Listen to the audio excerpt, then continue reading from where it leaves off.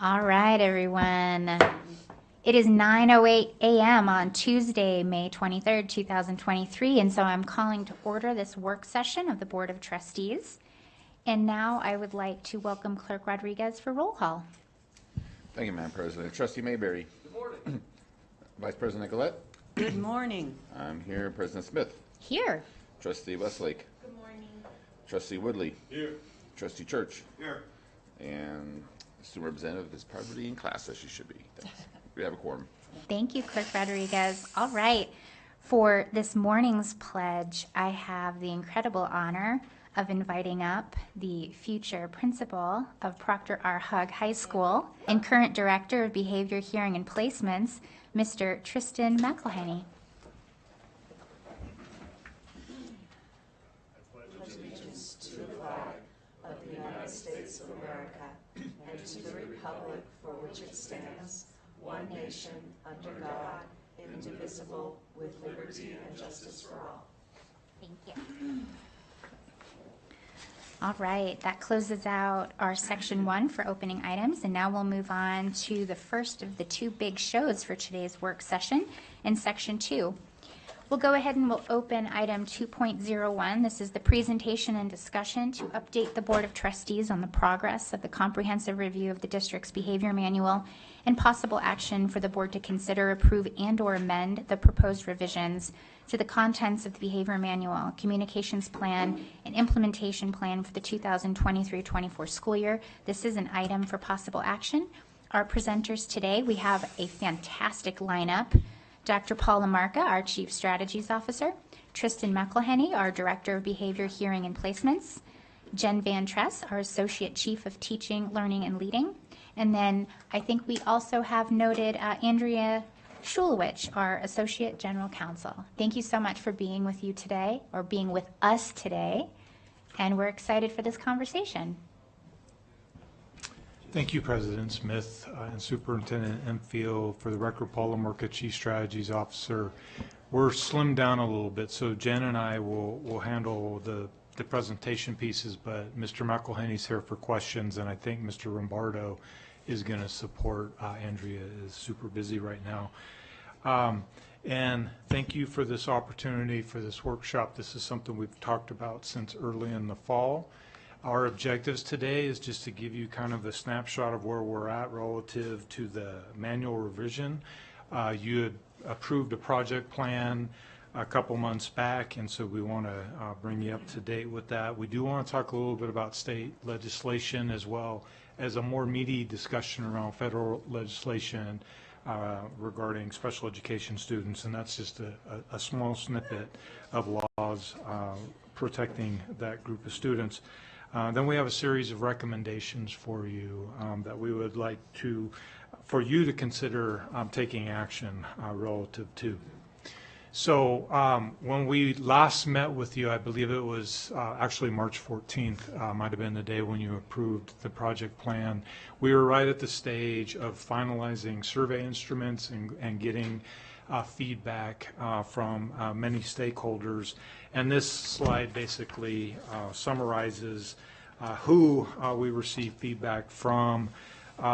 So overall, we received kind of answers to very specific questions from more than 150 different stakeholders, including students, teachers, administrators, counselors, school psychologists, representatives from district departments, as well as members of our Equity and Diversity Task Force and our Family Action Committee. The way this worked, you might remember, is we provided sort of a survey tool, a semi-structured survey tool, but we also brought people together into like focus groups. And so it was really more of a discussion regarding what they knew, what they're seeing, what they want, what they believe. So we have summarized some of the feedback for you. Is all qualitative information. Dr. Lamarca, really quick, on the previous slide about the progress to date, this is a very inclusive process. I know it's been a number of years since we last did a meaningful overhaul of the manual and the matrix, but it seems like this is a different approach and a wider net and a different way of bringing in that feedback. Thank you for the question, President Smith. It is, indeed it is. What I'll tell you is, in the last several years, the manual as it was being revised was reviewed by Equity and Diversity Task Force. It was reviewed by the Council on Family Engagement, which we've changed that now. So those two places are still kind of consistent. There were department reviews, and we had small numbers of administrators in particular reviewing the manual. But the reach out to students and a broader reach out to staff, teachers in particular, that's fresh.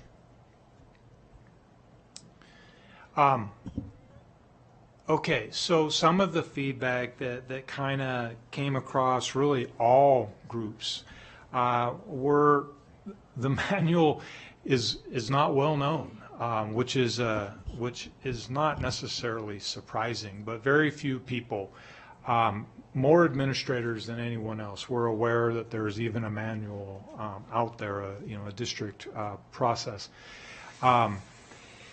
When we looked at the Progressive Discipline Committee, so in law, and it's within the manual, and we've talked about it before, every school has to have a Progressive Discipline Committee.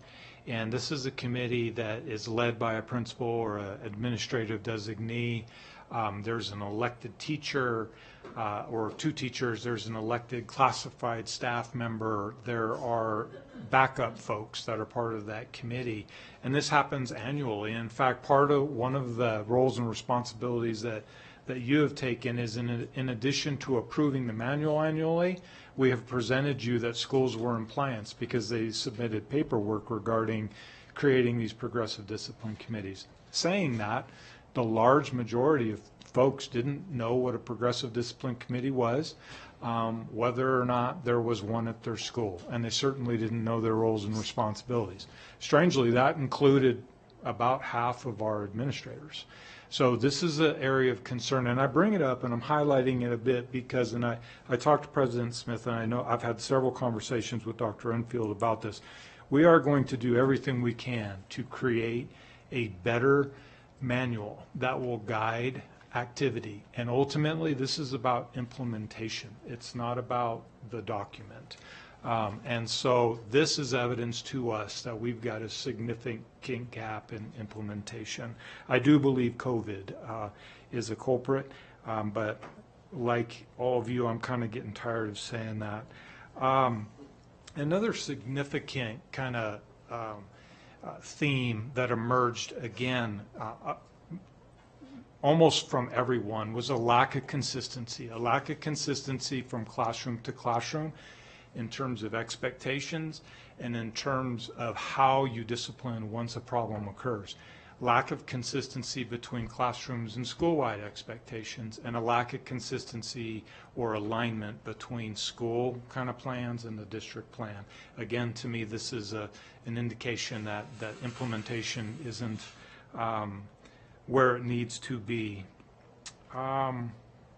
We did have a couple of questions where we talked about restorative practices and traditional practices, and by and large,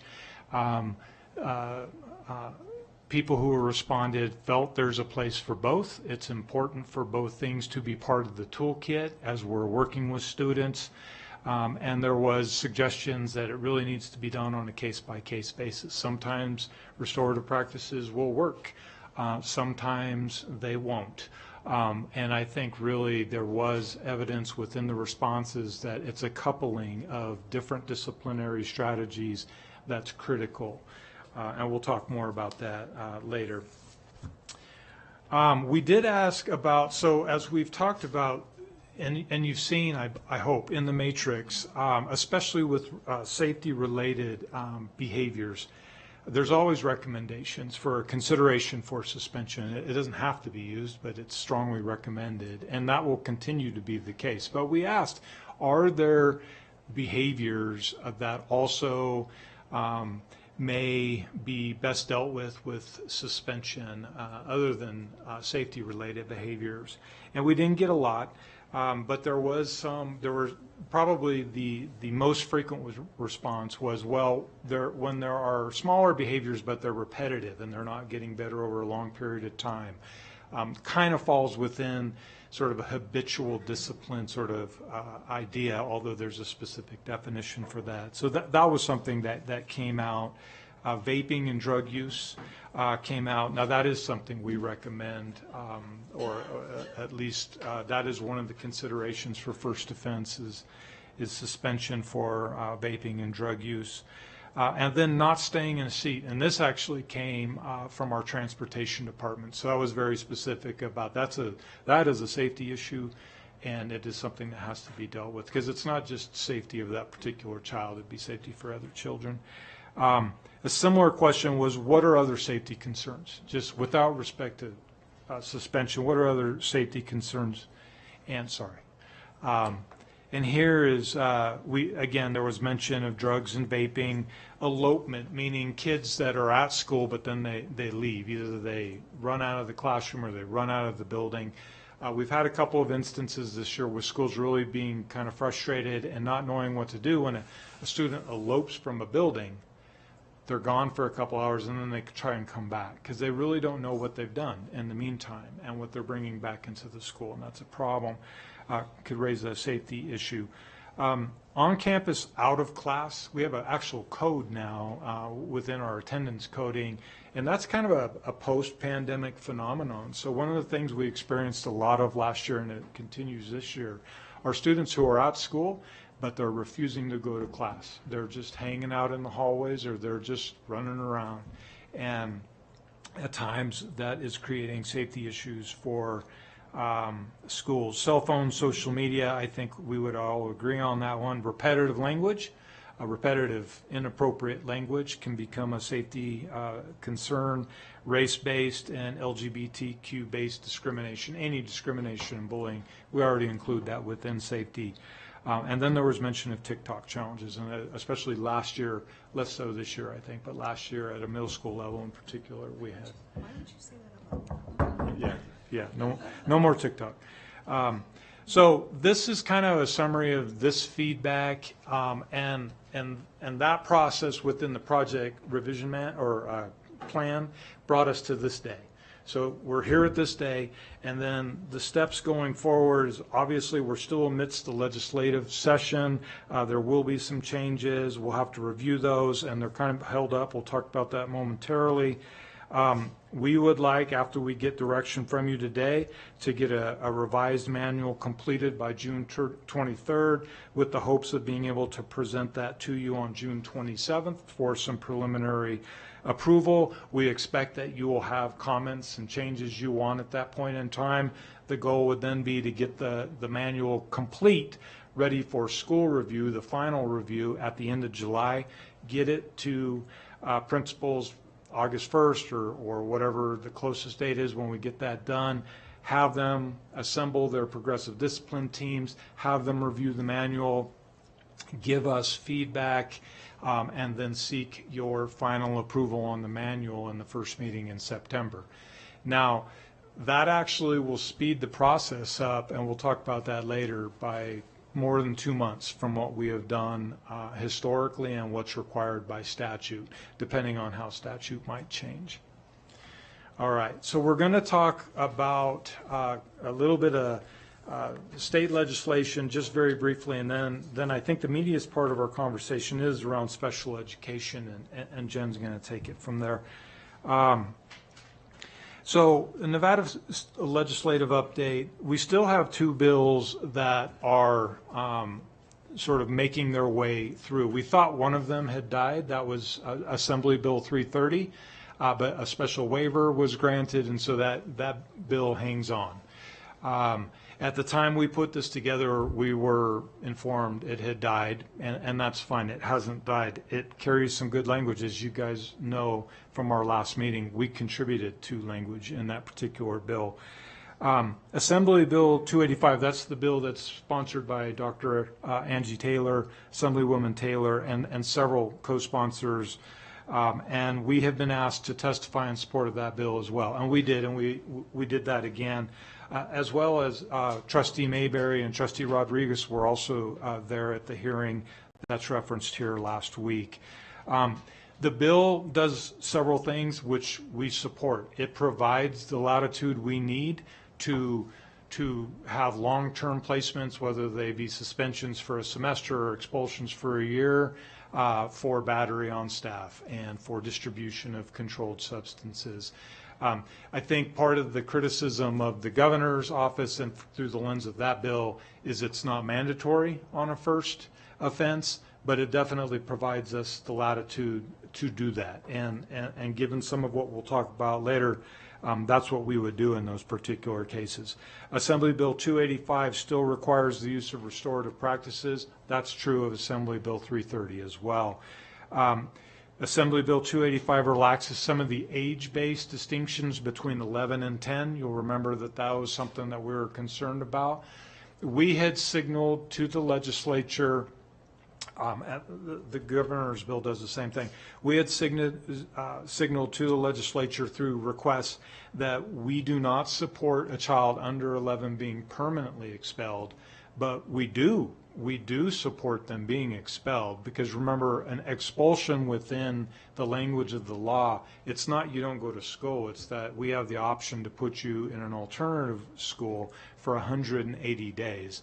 180 days is the time frame required to be out if you bring a firearm or you bring a dangerous weapon. So I think they've still got some problems with their bill, because right now, although there are distinctions that help us with latitude, a student cannot be expelled or permanently expelled if they're under the age of 11.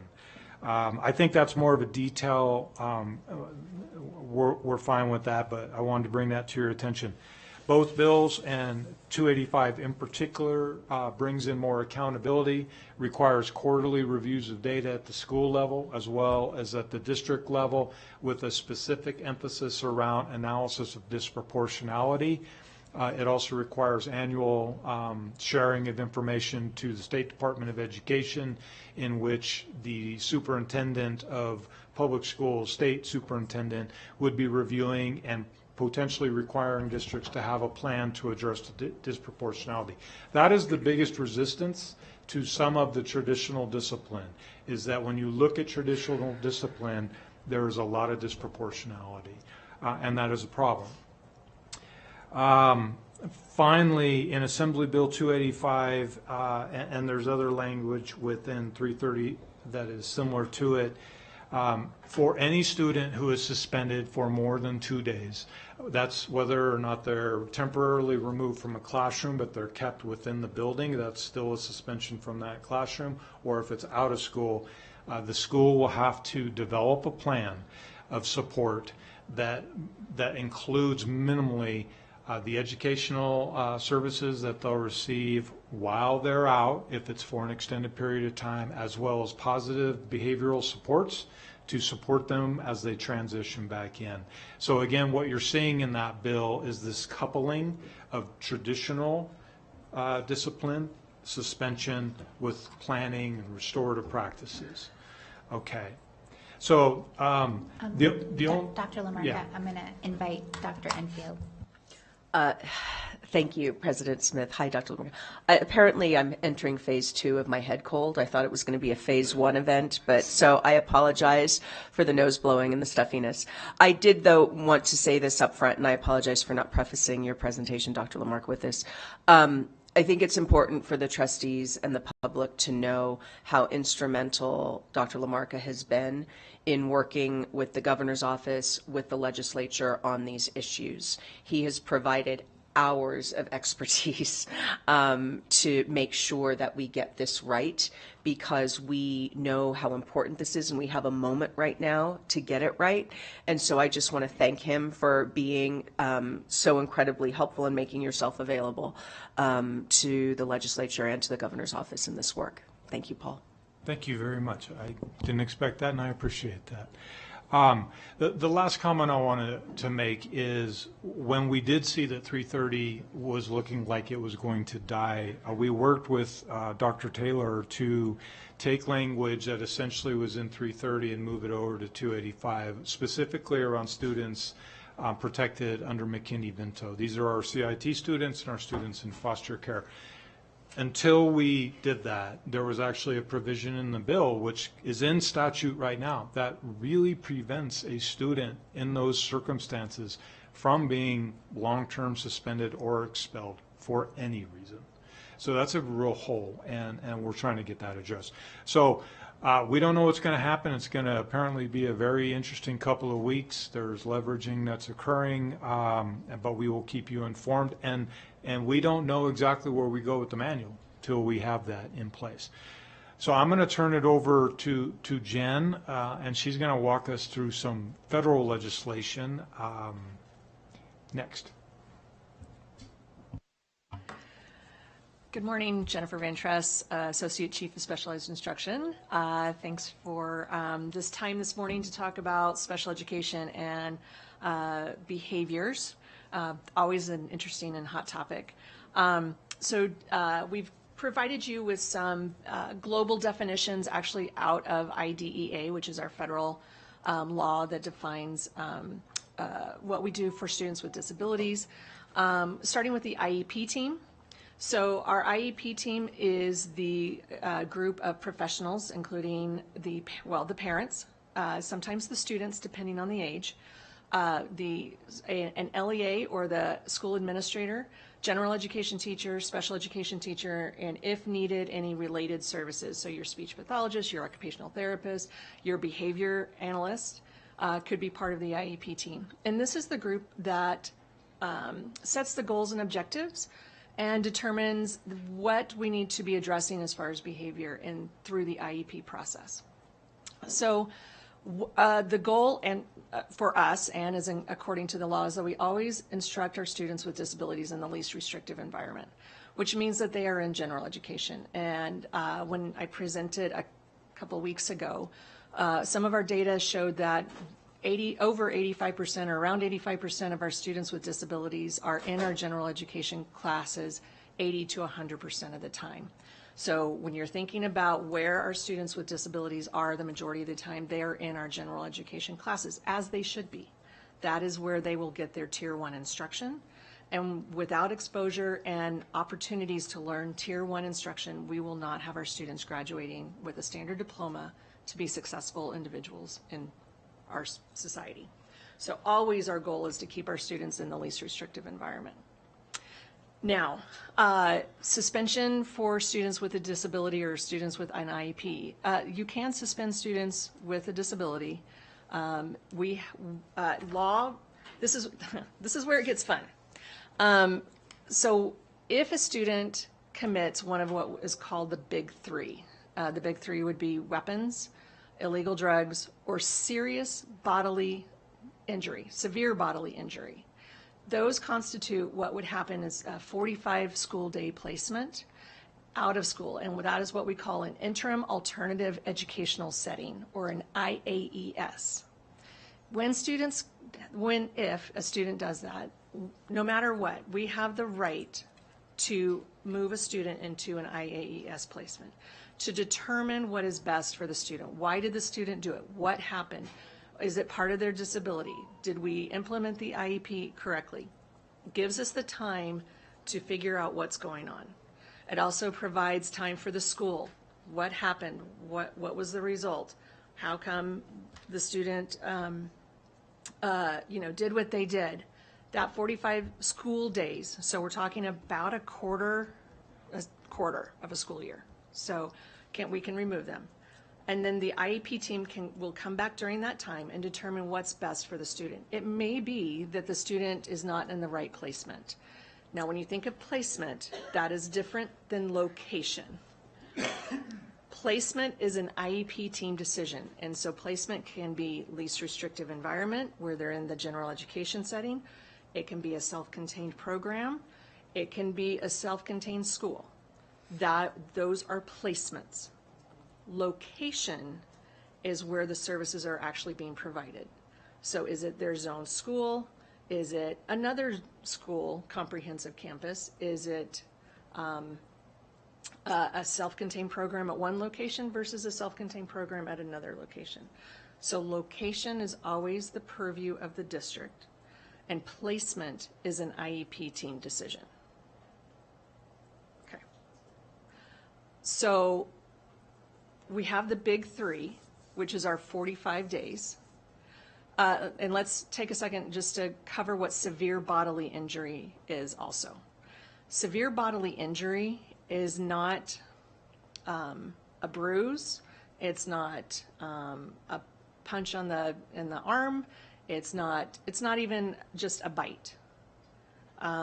It is when bodily injury has happened that causes permanent damage to the person. Severe concussions, where someone is out for days upon days. Loss of a finger, loss of a body part, permanent disfigurement are severe bodily injuries. It is not the, I got punched I got a black eye. That is not a severe bodily injury. And that is hard for all of us to understand. If you get punched, you get hit, it's hard to say that you are not, there's a lot that goes on with that. That's not just, something we can walk away with. But the law has defined severe bodily injury this way. Thank you. You say permanent bodily injury. What about, but then you say concussion, and that can either be permanent or you get over it. But what about like an injury requiring you to have physical therapy, hospitalization, things, wouldn't that be considered severe? It could be. It depends on, again, it kind of, there are a lot of cases out there where it's defined as severe bodily injury. So again, why did they have to go to physical therapy? How severe was the physical therapy? A concussion where you stay home for a day, but you're okay the next day. I mean, concussions are, there's a range. If you have a concussion and you're required to stay home for a week, 2 weeks, you continue to have the long-term effects of the concussion, then that would be considered more severe bodily, the longer-term impacts. But I got hurt, I came home, I took a day off just because I needed to, and I came back the next day. I didn't seek medical treatment.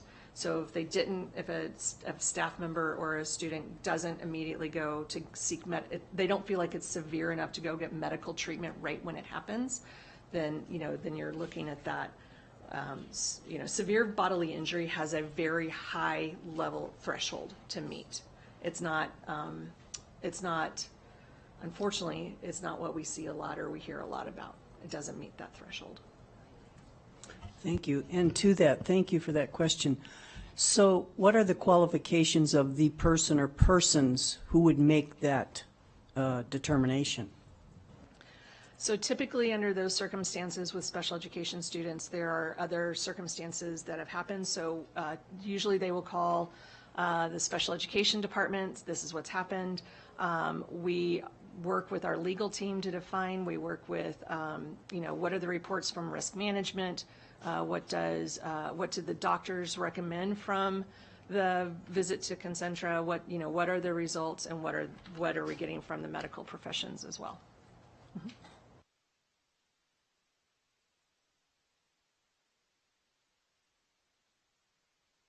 Yeah, it's still me. That's right.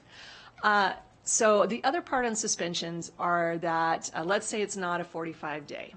So we also have, you can suspend a child, God, I don't know how to say this except you have 10 days of suspension for a child with a disability where it doesn't constitute a change of placement. So you have 10 days in it, you can, in a year, 1 school year, that's it.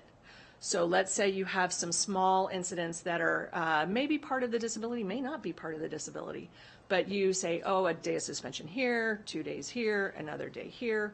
Well, once you hit those 10 in your school day, that is, at that point, the IEP team has to determine whether or not it is a change of placement moving forward.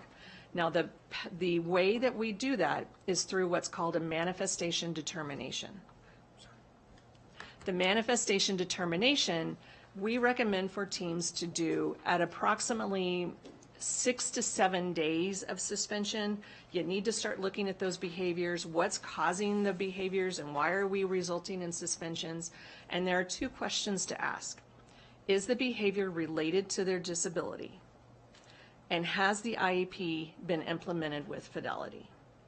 And so those are your 2 big questions. If it's related to their disability, the IEP, the recommendation from there is you need to bring your IEP team back and look at what the behaviors are. Is our behavior plan working? Do we need to get more information on the function of the behavior? Are the goals being measured? Are we using enough positive reinforcements to teach the child and reinforce the child to understand why they're having these behaviors?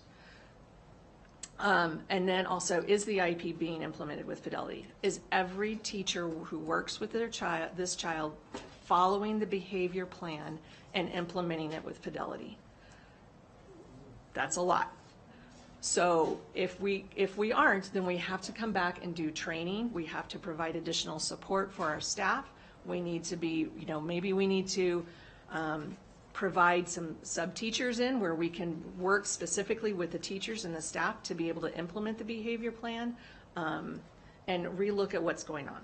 So that's around the 6th to 7th day of suspension for the student. We do that manifestation.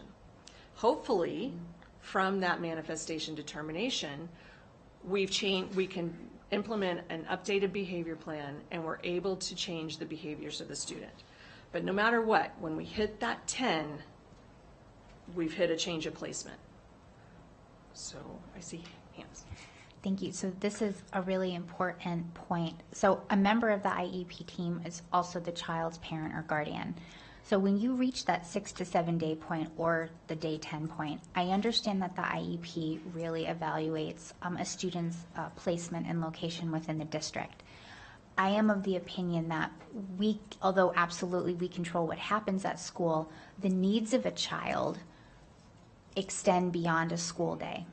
Do the parents also have to show, or are they encouraged to show, how they are seeking resources outside of the school district for behavioral health, occupational health, different type of external supports to help the child grow and evolve outside of when the bell rings during their school day? Thanks for bringing that up. Of course, we hope. It's very rare that we see behaviors at school where the parents are not seeing the behaviors at home. It does happen, but it doesn't happen very often. And we hope that the parents are working to find resources. And if they're not, we will help them find the resources.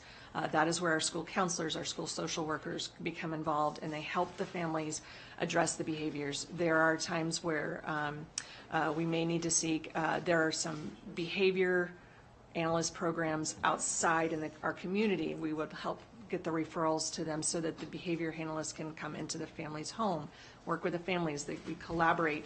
How can we implement the behavior plan that we have at school? How can we help support the family implement the behavior plan at home? And so there's that is that cross-training, that home training component that actually is part of IDEA that we are required to help support the family in implementing what we're doing at school in their home, and also help them find those community resources. So it is a team approach, and always we would hope the parent is at the manifestation meeting and at any IEPs. Thank you. Trustee Mayberry, followed by Trustee Westlake. Thank you, Madam President. Thank you. So just, I guess, a point of clarity. If a student, with severe needs, severe behavioral challenges, they bite, they slap, this is all a manifestation on their disability. The staff really doesn't have any recourse. Is that what I'm hearing? They have to. Can they be placed somewhere else ultimately? So, location. So, depending on the IEP team decision, but then what you're talking about is a change in location. That is something that that the school team can work with. So, for example, let's say that the first grade teacher, the behaviors are not, we're not seeing improvements, we're not, but when the behavior plan is being implemented, the child can be great, but every once in a while they have those off days. It could be that we try a different first grade classroom, okay? But remember, IEP teams can make placement decisions, and if the behavior plan is being followed and being implemented and supports are being in place, and it's still struggling, is it that is the correct placement for the child? At some point, those questions have to be asked. The law requires for us to stay in the least restrictive environment, so we have to be able to justify why we're removing that child from the least restrictive. But the placement versus location the location can be a school-based factor. Now, clearly you'd want to have the collaboration of the family if you're looking about changing from one first grade classroom to another first grade classroom, or algebra to algebra. But that can also be another intervention that maybe the child spends one morning in the one first grade classroom, and then and spends the afternoon in another first grade classroom, if that's what we find that addresses the behaviors. But as a public school district, I mean, violent behavior from a child with special needs does not constitute removing that student from the district. We are obligated to provide that student a fair and free, proper, appropriate education. Correct. If it's related to their disability, correct, we cannot remove them. Thank you, President Smith, and thank you, Trustee Mayberry. Part of that discussion answered a little bit of my question.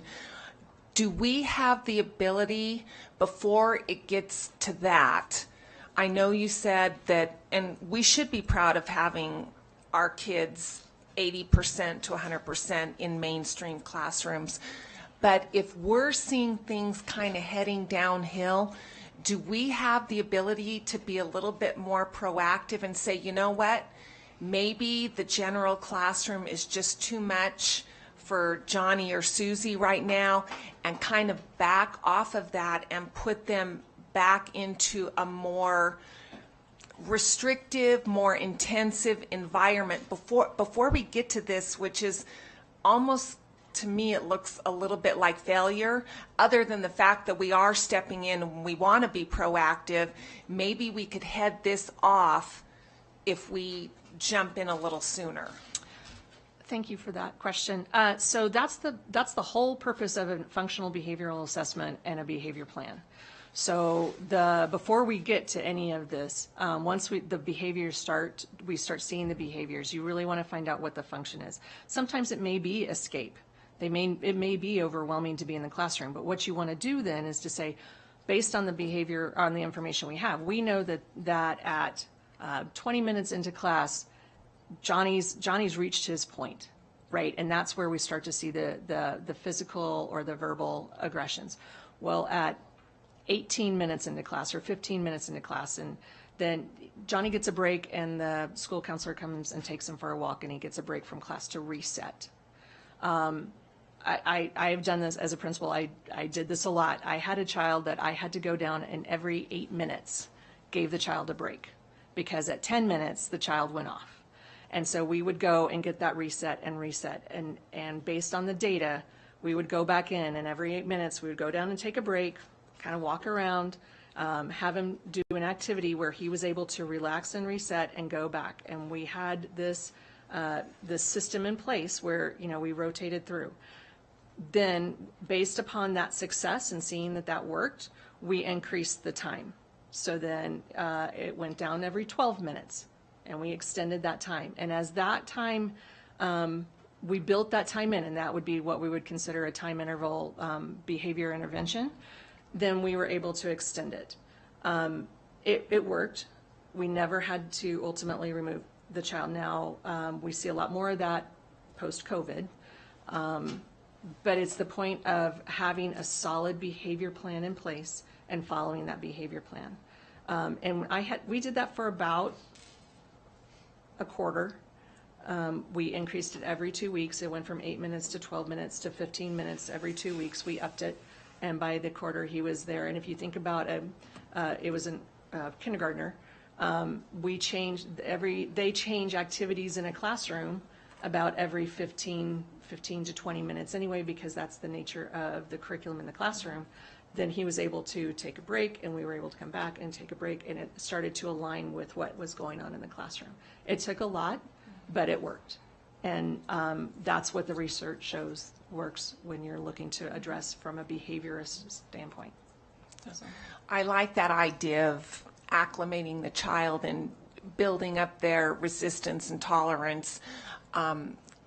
So can we, I guess my next question would be, can we use that format as part of the training this summer for our teachers with the restorative practices training? Because I'm not sure that teachers, all of them understand that and would use that as a tool. My other question is, can Care Solace be utilized for parents that need some additional help with their children? So definitely, as far as our behavior interventions and our work over the summer and how we work with teachers to show how behavior plans can be implemented, we definitely can incorporate that. And I see Dr. Lamarca is taking notes. Yay! And then I think the Care Solace, I would. Yeah. So also, so we have the 10 days, and then it changes to, it's a change of placement, and that then impact, the IEP team has to determine what does that change of placement look like, or do we need to seek alternatives to out-of-school suspension? That's the key. So then if we've reached those 10 days, what are the alternatives to out-of-school suspensions? Because once you go over, then you've reached your change of placement. Quick question, if I might. Out-of-school suspension. Distance learning would not be an out-of-school suspension, right? We can still do distance learning without crossing that line, am I correct?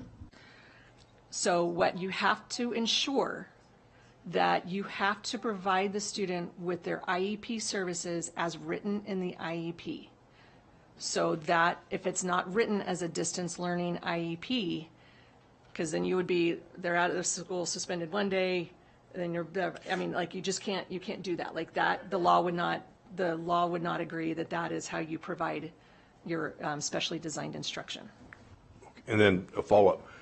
What you're talking about versus what Dr. Lamarca had previously mentioned, strictly for those with a disability as defined by federal law.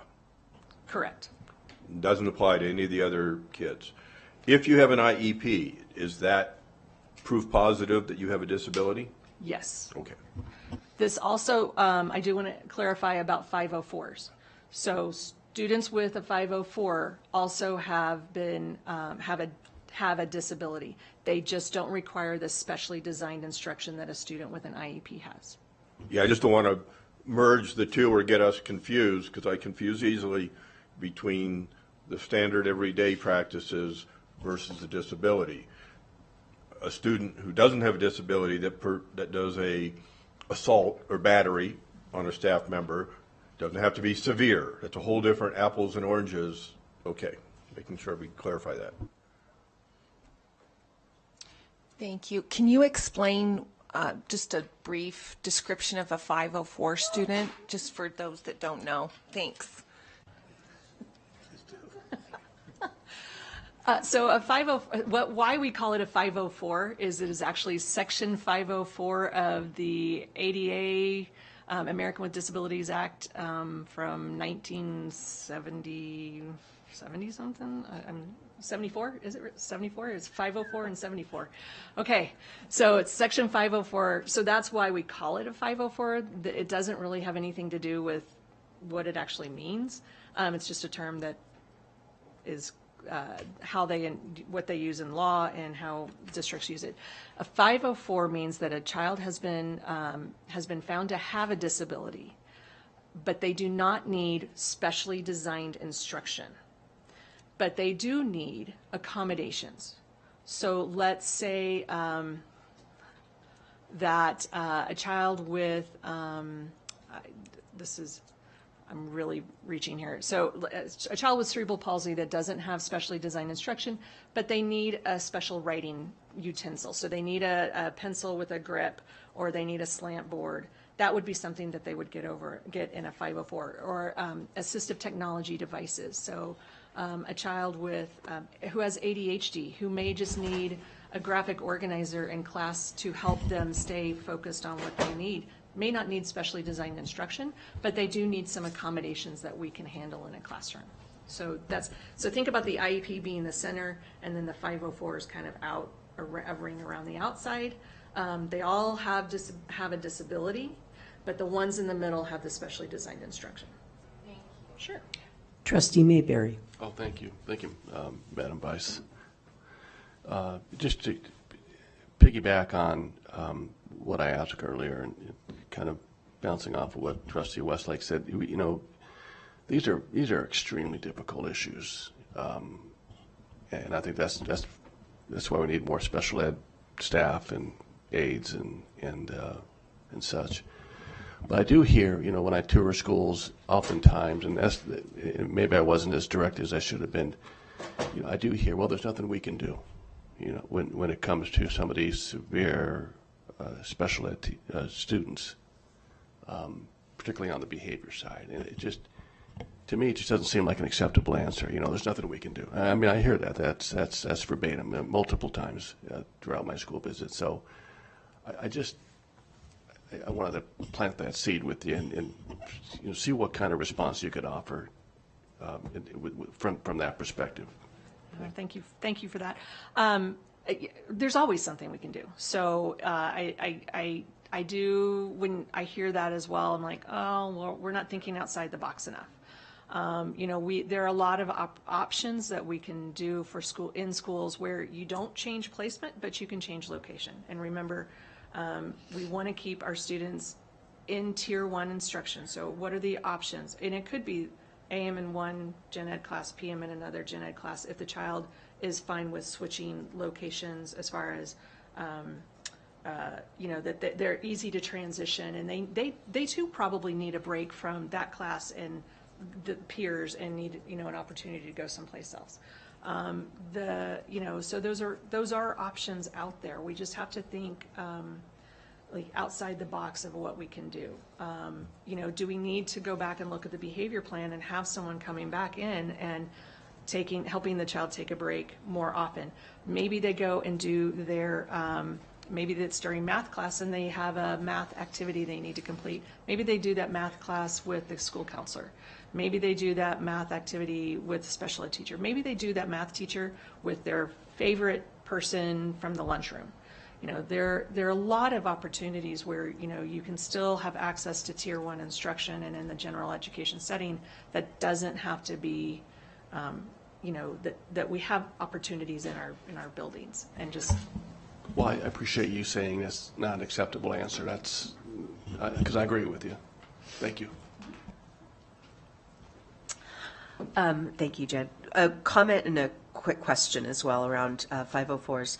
I just want to remind the trustees that we have contracted with the Council of Great City Schools for a program assessment of our special education services.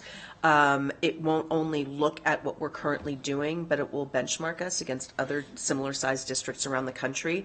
So to your point around are we thinking outside of the box, we want to make sure that we are learning from what others are doing, and if there are changes that we can make that will improve services for our kids, we want to make that. So we're excited. We expect to have those findings by the end of the summer. Is that about right? Early fall? Fall. Okay, early fall. And then question, Jen, on 504s. Have we seen the number of 504s increase? That's what I've heard in my visits to schools, and I'm just wondering if that is true. How significant is the increase, and what does that mean for our capacity as a district to meet those? Thank you, Dr. Renfield. 504 is actually coordinated through our counseling department, so that's why Jen is handing it over. We have seen an increase in 504 since the pandemic. and it has outstripped capacity. It's difficult.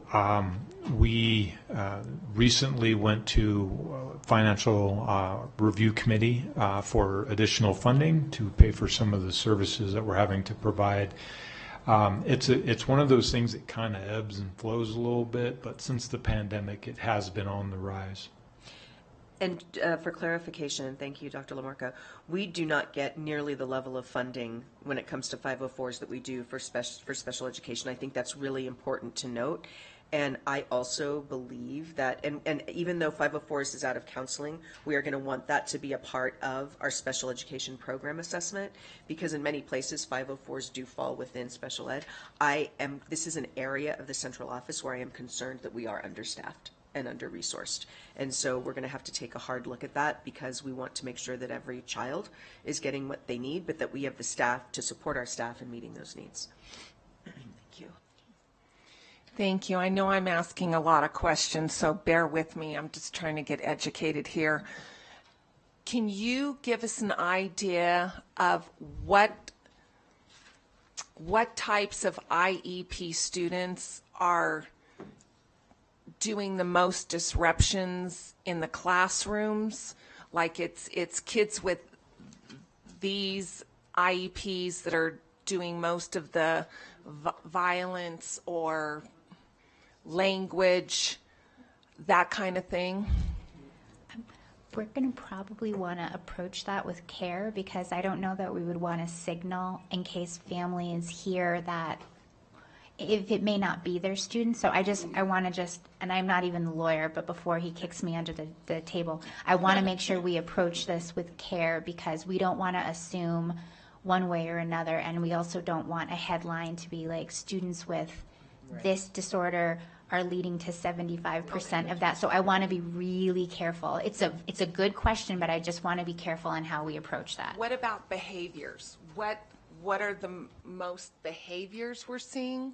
Like, are we seeing a lot of biting? Are we seeing a lot of the language? Are we seeing more aggressive? What is it we're seeing mostly? Let me try to answer that question, and I'll approach it this way. What we do see is that special education students are disproportionately among those who have created major events and also being suspended more. And so that's problematic. That's part of the reason why we're providing the presentation. I do think, and obviously Ms. Van Trest can correct me if I'm wrong, but our social intervention program is a program that is relatively designed to support students often with some emotional difficulties and with impulse control. And so these are students who probably, when they were in general education, might have been disruptive. We tried to work with them through an MTSS process. They weren't responsive. They started receiving special education services, and with the intent of keeping them in a least restrictive environment, but they still needed extra supports, and eventually their placement was changed to an SIP program. These are also students who are disproportionately bullied, and these are also students who have disproportionately not been served well academically. So it is a very difficult thing to tease apart. All these things are interrelated. Thank you for that. Is there something, I'm trying to picture a step before we get to this and a step before we get to suspension? Could it be a step that we call extensive intervention, where, and that would be kind of like what you were explaining, Ms. Van Trest, with, you realize this little boy or this little girl needs a break after 8 minutes, or we're going to be heading in the wrong direction. Is there something that we could do before we get to this and suspension where it's extensive intervention? And yes, we probably need more assistance, more money at that, but I think we would serve these kids better, and in so doing that, serve the other kids in the classroom better, and for sure serve our teachers better before they're exasperated. So I think that we are doing that, and that's what we've been discussing this whole time. But I do want to get us back on track with the manual. So we're veering into supports for special education, but in this case, we're really talking about what do these determinations play in the role of a behavior manual and the discipline matrix? Because where we're going to phase 2 in a minute is to discuss that there is a place where the law ends and our discretion begins. So we can definitely have a longer conversation about this another time, but I want to make sure that we get back on track with this as it relates to special education, IEPs, 504s, as it relates to the space for behavior and discipline. All right, thank you.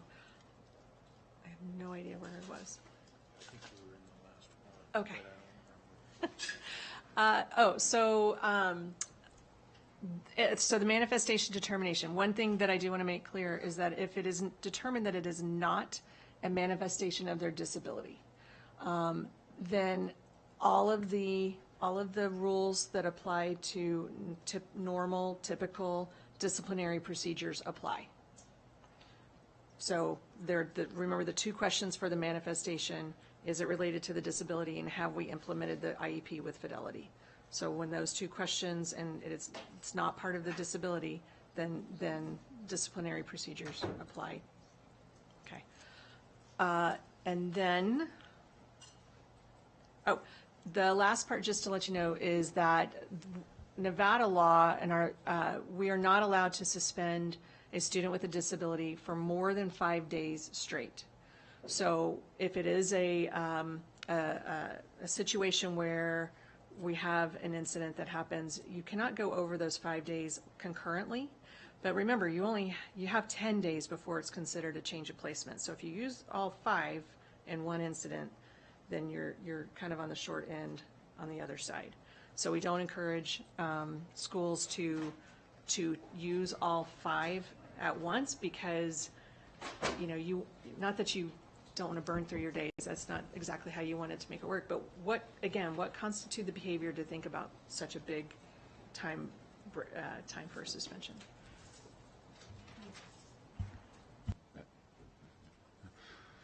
Thank you, Madam President. And I just want to clarify what you just said right there per NRS. So that includes students that are under a 504 as well, correct? Correct. Thank you. All right. I think that's.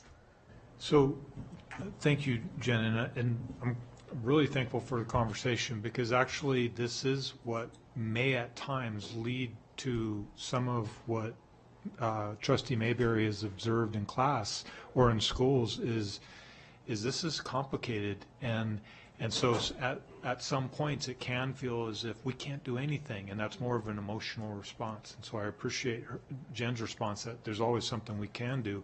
And early intervention is the key, and it's not always going to work, and we still have these problems.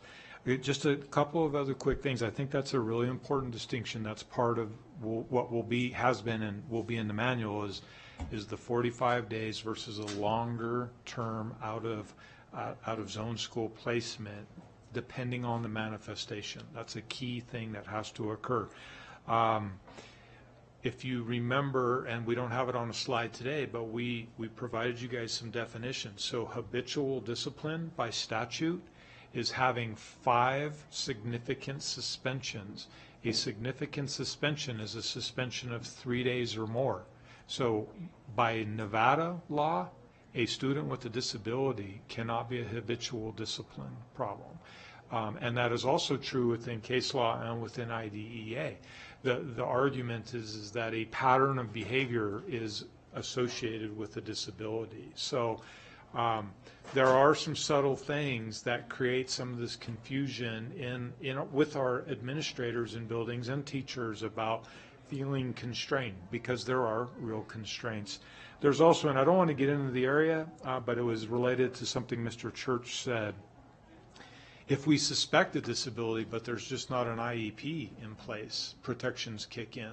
So if a family had been coming and talking to the principal about Paul and concerns about Paul needing extra help, even if we hadn't gone to the part of developing an IEP yet, if Paul does something, he's going to be protected, and that becomes a gray area, and it's difficult. So our schools need guidance around this. And I imagine some additional questions may come up. What we want to talk about now are some of our recommendations moving forward.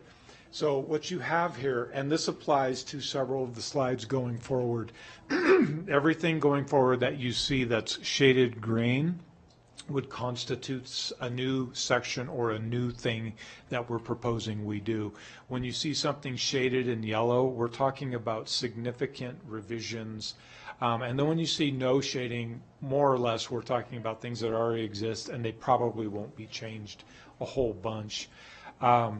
We think what needs to be included in the manual is the priority around safe and respectful learning environments. And that would include things such as the rights of students and the rights of teachers to a safe learning environment and workplace. We think there needs to be a section, a brief section, that talks about guiding legislation and district policy. Within that, we would be able to spend some time delineating things where we have great discretion, some discretion, and no discretion. We would probably also put in the appendix, which we haven't done, some of the critical statutes, so it's there for reference as people need it. We do think that we need a section dedicated to special education. At this current point, it's always a theme, but it's not a dedicated concrete section about what we do when we're talking about a student with special education. I can tell you, I can't speak for Mr. McElhaney, but being in that same role and knowing some of what he does now and what we've done historically, one of, if not the very first question we asked, one of the very first questions is, does the student have an IEP? Because it just takes us down a different path than it does if they don't. We feel we need sections that delineate administrative latitude in taking disciplinary action. And really what we're talking about here, and we've had this conversation before, although for some of you it might be new, is there is a role at times for school police and law enforcement, and that's not the same role as an administrator has. Now, when school police are involved, we will always defer to them. We will let them do what they need to do, especially around safety and things of that nature. But administrative actions are independent from the actions that school police may take. Sometimes it makes it easy. So if a school police officer finds a student with a loaded weapon and cites them for possession of a deadly weapon, we know exactly what's going to happen. But if there isn't enough information for school police to make that referral to juvenile services, that does not mean we don't have the ability to act, and we need to do a better job in the manual of helping administrators know where they have discretion in that kind of a situation. Tiered continuum of behavior management, support, intervention, and discipline. And I think this is what Trustee Westlake is getting at. We have to not spend a lot of time, but we have to send reminders about how critically important it is for there to be explicit expectations within classrooms, and that those expectations are common among the different classrooms, and that once teachers and students agree on what these are, people enforce those. We need to know what is basically handled within the classroom and what then can't be and escalates up to site-based administration. And then when site-based administration has exhausted all the things that they're able to do, when it comes up to our level within the hearing office. Again, this would be an opportunity to talk a little bit about restorative practices, social emotional learning, some of those tier 1 practices that create that safe learning environment. Our best attack at this is prevention. We're always going to have times when we have to discipline, and that's what the focus is here, but our best tactic is prevention. Notification requirements and recommendations. This hasn't really, there's been mention of it in the manual before, but we need some clear rules around when you're notifying parents. Some of that has been in the manual, but we need to be clearer about that. But also when schools notify the hearing office about problems that they are experiencing. It's recommended throughout, but we need to be more explicit about that and require some of that. And then also feedback loop. That was one of the comments that we received from teachers throughout the year, but also in this more recent process, is that they never know what happens. They just want to know what's happening. And there are some times where protections prevent a lot of detail, but they are entitled to know what is going on so that they can feel safe within their working environment. There are also some specific times where we have a duty to warn. When a student has been involved in criminal behavior that is violent and threatening, there are times when we have a duty to warn. Discipline strategies, this would be an area where we would speak, I think, better to this coupling of traditional discipline strategies as well as restorative practices. It is here to stay within the legislation, and so we need these things to work together. Threat assessments and safety planning, that has been covered previously, but it's primarily been part of our appendix. But I will tell you that threats to safety have been significantly on the rise for the last several years. You guys know a couple weeks ago we had a major one, which was a swatting, but we have them pretty consistently, and there are very specific processes that have to be carried out when that occurs. And so we need to make that more explicit within this manual. It is an attempt, actually, at earlier intervention.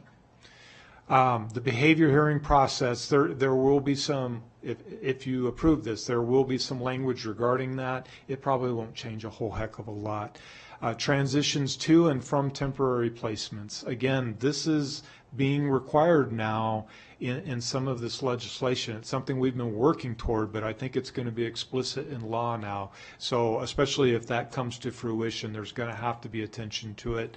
And then some subtle changes to our appendix materials. That is kind of highlighted here.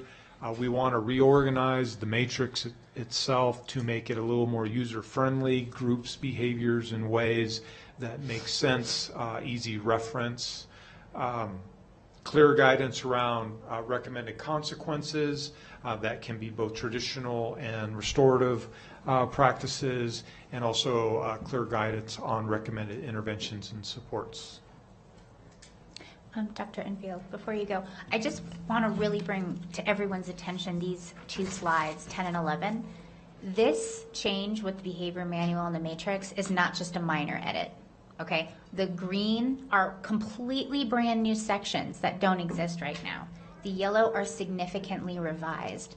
This is not even just an overhaul, this is an absolute rebuild. And this is exactly what I was looking for when I took this out of consent last November and said, let's reimagine what this could be. So I am really glad to see the dramatic change that we're looking to make with these materials. And now I'll pass it over to Dr. Enfield. Thank you, President Smith. I will echo, this is tremendous work. Paul, thank you. I do just want to note that when we're talking about transitions to and from temporary placements, one area for improvement that we have here is we don't have enough options for where we can send our children and young people. And you've heard me say this before, and I'll keep saying it. But one of my long-term goals is for us to really explore creating a location where we can send our students pre-K-12, because sadly even our little ones sometimes need an alternative placement, but maybe in partnership with our local agencies. It could be a public-private partnership, I'm not sure, but I intend to put together a small group of community leaders next year to begin exploring how we might create I hate the term facility because it sounds so clinical, but an alternative location where students who needed to be removed from their home school for whatever amount of time could go and not only keep up with their academic work, but receive the counseling, the intervention, whatever that may be, all in one site, and have it be incredibly high quality, and also have it be responsive to the particular needs of the student. So Trustee Mayberry might need to be there for 2 weeks, but Trustee Woodley might need to be there for 2 months. I mean, sorry, trustee, I know that would never happen. But my point is, it would be flexible and tailored to the actual needs of the child. This would be a significant endeavor, but based on my 11 months here in this community, I think we have the community to pull it off. And so we'll be starting to explore what that could look like next year. I just wanted to say thank you so much, and I hope in communicating to the public, they understand just how much consideration and kindness and awareness has gone into this to help all of our kids and all of our teachers. And I think that would be amazing. And to our superintendent's credit, her thinking outside of the box all the time is probably what's going to get us over the hump. So thank you so much. So this is an important slide for us. It really will affect a lot of the content and how it's written. And so we do want to talk about this. We know that the legislation currently allows for and includes traditional practices and restorative practices. We know that the two bills that are in front of the legislature that would make change to disciplinary statute still include traditional approaches and restorative practices. So what we want is for the board to signal to us that there is an understanding that these things can and must work together. They must be coupled whenever possible to give the proper support to students, the school community, to staff. That is really what that first bullet talks about, is just the coupling of both traditional and restorative practices. The second bullet is something we have done, and we just want to make sure that we are still in sync, and that is when we're talking about behaviors that create a safety concern, we will approach those more conservatively. So in practice, what that means is we are more likely to exclude students under those kinds of circumstances. But back to bullet one, that has to be coupled with restorative practices. That is reentry back into the classroom, reentry back into the school. It's also to support maybe students in the classroom while the other student has been removed. I mean, too often that kind of thing occurs as well. There is a significant disruption, the child is removed, but then there's silence. And kids are kind of left wondering, that was weird. And we need to address that.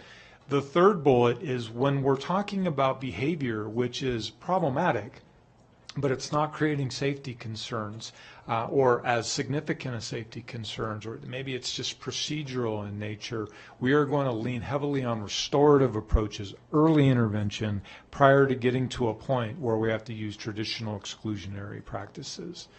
So this for us is an important slide for your comment, and thank you. And so I'm going to jump in here. So not now, but after we do public comment, the motions for today, again, we're identifying these three areas. So this is based on the staff recommendation, and this is where we infuse our values and our priority for the approaches we'd like to take when there is discretion for the district to do so. So when we get to the point later on in this item, there is a motion to adopt this approach, which is where we, as the board, provide direction for these categories of instances and how we want them to explore the discretionary use of discipline in these areas. So we'll have a motion that specifically addresses this, and then there will also be a blanket motion that will capture everything at the end, as we often do when we have sub areas where we need to decide on things, and then we have a blanket motion, which is what we have in our material. So I just wanted that to be clear to everyone, that this is where we signal on our values and priorities around safety in the classroom and respect. Trustee Church. Okay, thank you. No, I didn't ask or put a lot of input in throughout this other than a couple questions. So this is kind of where I'm going to kind of go through my list. So a little bit long, but I'll be as quick as I can. Do you want to do that here, or do you want to wait for us to finish? Okay. I think now, because we're right on this slide. So to me, in my opinion, the manual, the first sentence, the overall gist of everything should be that, and you mentioned this, Dr. LaMarca, the welfare of the students and staff and the right to a safe learning environment is number one. The right of the group. And as much as I care about the at-risk kids, special needs, et cetera, it can't be where it's disruptive to that goal of education in a safe environment. I will say, a passing note, that there was a comment about how COVID played into this, and we all make comments as we speak without kind of making, because they just come out. But it's our responsibility as a board, it's our responsibility as a district. I'm not blaming COVID. I was not aware of the extent of the disciplinary violence problems in the school, and I accept my responsibility for that. I've been on the board 2 years, and I didn't know, and I should have known, and I'm guilty of that, and I feel bad about that. But moving forward, now it's front and center in my mind. Minor comment, they call this a work session, but this is actually an action item, so I want to make that clear that we're on it. Part of my gut says wait for legislation because it's still pending. I don't know why we have to rush into this, but I guess you need some guidance.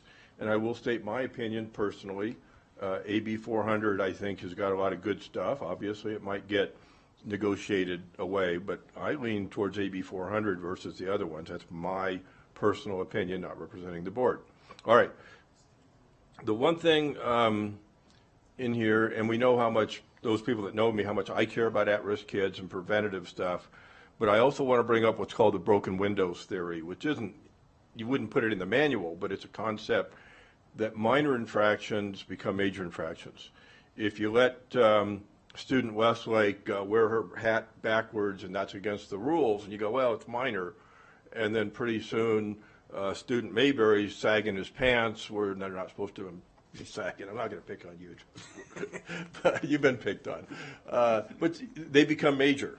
And I kind of reject the word progressive discipline or restorative practice where it signals to the student that you can do it because you're not going to be disciplined per se. And that's probably how we carefully would word that manual, but we don't want to signal to the student that, oh, if you do this, we're going to engage in this progressive. And I make no bones about my opinion that restorative practice, I think, is a failure. Like you said, we're probably stuck with it whether we like it or not, but I'm certainly no fan. And again, I know I'm covering a lot, but I'm trying to cover it all at once. Probably the number one thing in my mind is that the teacher should rule. The teacher is the best person to make the decision, and I'll give an analogy to baseball. If there's a call at second base on whether they're safe or out and they do the replay, the ruling of the umpire is paramount unless it's clear and convincing to overturn it. If the teacher thinks the student should be outside the classroom, and I'm not talking about special ed, I'm just talking in general, then that should be paramount unless there's clear and convincing evidence that the student shouldn't be out of the classroom. And again, that should, in my opinion, should be in the manual. One of the big things in my mind is that term suspension versus removal, and the superintendent nailed it very well, and I even heard some audience clapping a little bit, but you nailed it, except for the fact the superintendent said long-term goal. This should be a short-term goal. This problem's now. So I need to see alternatives now for doing the best we can for the kid, but getting him out of the classroom. Now, almost done. Couple of the wording in there that they pose a serious threat. That was in the AB 330. I may end up in the manual. I don't like that. I just like the word threat. Doesn't have to be serious. That's how do we define that? If the kid poses a threat, that's a threat. I'm wondering if the manual can require some kind of counseling. I'm wondering if we still do detention. If there's something, okay, you mess up, make the parents send the kid to counseling. I don't know if we can do that, but again, it's in a thought in my mind. Minor issue is, and it's AB 330, but again, it might be in the manual, distribution of the manual, disciplinary manual to all the students. That could be cumbersome. So a summary of the discipline, a link to the website, and a piece of paper that if you just give them the whole manual, they're going to throw it away. However, the thought in my mind, and I know we're taking away from education when we do this, but at the beginning of the semester, maybe we need to do a pull-out class to all the students on discipline and tell them what the expectations are. So again, I covered a lot, but I saved it kind of towards the end. But I think I covered pretty much everything in there. And I think that's enough for now. I covered a lot. Thank you very much. I appreciate it. Vice President Nicolette, and then we'll, Okay. oh, go ahead. Can I respond to Yes, Mr. Church? absolutely. I appreciate your questions, Mr. Church, and I want to talk about a couple of them. I want to back up here real quick. So in this section where it talks about tiered continuum of behavior management, support intervention, and discipline, you guys in your packet had a fuller explanation of all these elements. And in there, I think you find a delineation between minor behaviors and major behaviors. Minor behaviors are, so the broken window kind of philosophy, that's kind of that bridge. So there is a process that we need to better articulate where the same minor behavior, if it happens repeatedly, becomes a major behavior. So that is something that needs to be addressed. It's also the part where we're talking about consistent classroom expectations and consistent enforcement of rules. You're right, it is the teacher who primarily is going to have the opportunity to deal with these things first and nip them in the bud. Pose a serious threat. So in this part where it says threat assessments and safety planning, our process, and maybe there is a time when we can provide that to you, or you'll be able to read it within the manual, we do take every threat seriously, and we're going to make that more explicit. So we have a process that's called the threat assessment process. It begins with a threat inquiry. So if a kid is on the playground and says, "I'm going to kill Paul," that's a threat, and it has to be dealt with. So the principal has a responsibility, or the counselor, or someone, but probably the principal, does the initial threat inquiry to see, was this a transient situation or is this more serious? If it's anything more than transient, if it's a medium kind of level or a higher level threat, that kicks into effect a comprehensive threat assessment. So I appreciate that comment, and I do think that that will be included. Question on that? Do the parents, great issue, do the parents get notified if the victim, hey, somebody threatened to kill your kid or somebody punched your kid? Yes. Okay. Yes, they do. Through the bullying kind of process, they do. Parents also have to agree to the comprehensive threat assessment, by the way. And if they don't, we interpret that as conservatively. So back to that slide where we're saying, well, we're conservative versus not. If you can't get Paul to agree to allow this to occur for Paul's child, we have to assume that there's more here. But for the victim child? No, I'm talking about for the, Yeah. no, the victim's parents don't have to sign a consent for a threat assessment. But they get notified? They do. Oh. They should. We do use detention. That's one of the traditional practices. That's described in the manual, and counseling is often part of the interventions that are recommended. So all those were spot on, and they will be included.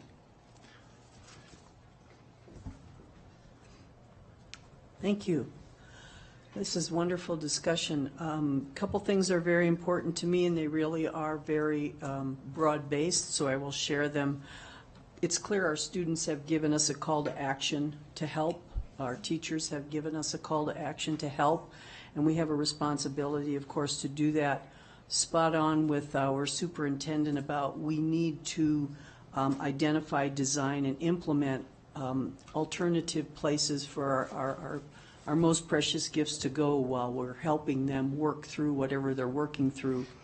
I really appreciated what you said, Dr. Lamarca, about the better manual to guide activity, because it was very alarming to me when I read the summary feedback. Among all respondents, only administrators reported a working knowledge, and very few teachers used it. That is a red flag, you know that. So we definitely have to beef up the importance to all of our employees, including nutrition workers, bus drivers, etc., to utilize the manual, the product that will result from this. And then what is most important to me is that there is training, continual training, professional development, because these are complicated issues, as we've all recognized, and it's going to take a slow kind of onboard process so people, they understand and they're comfortable and they feel supported, which ultimately means our students, our families, our teachers will feel supported. So just a kind of a fun thought. I really like decision-making trees. So if you could have a page where if this happens, you go here, that might help. And good luck, because this could clearly be something that's 150 pages, and it probably needs to be 5.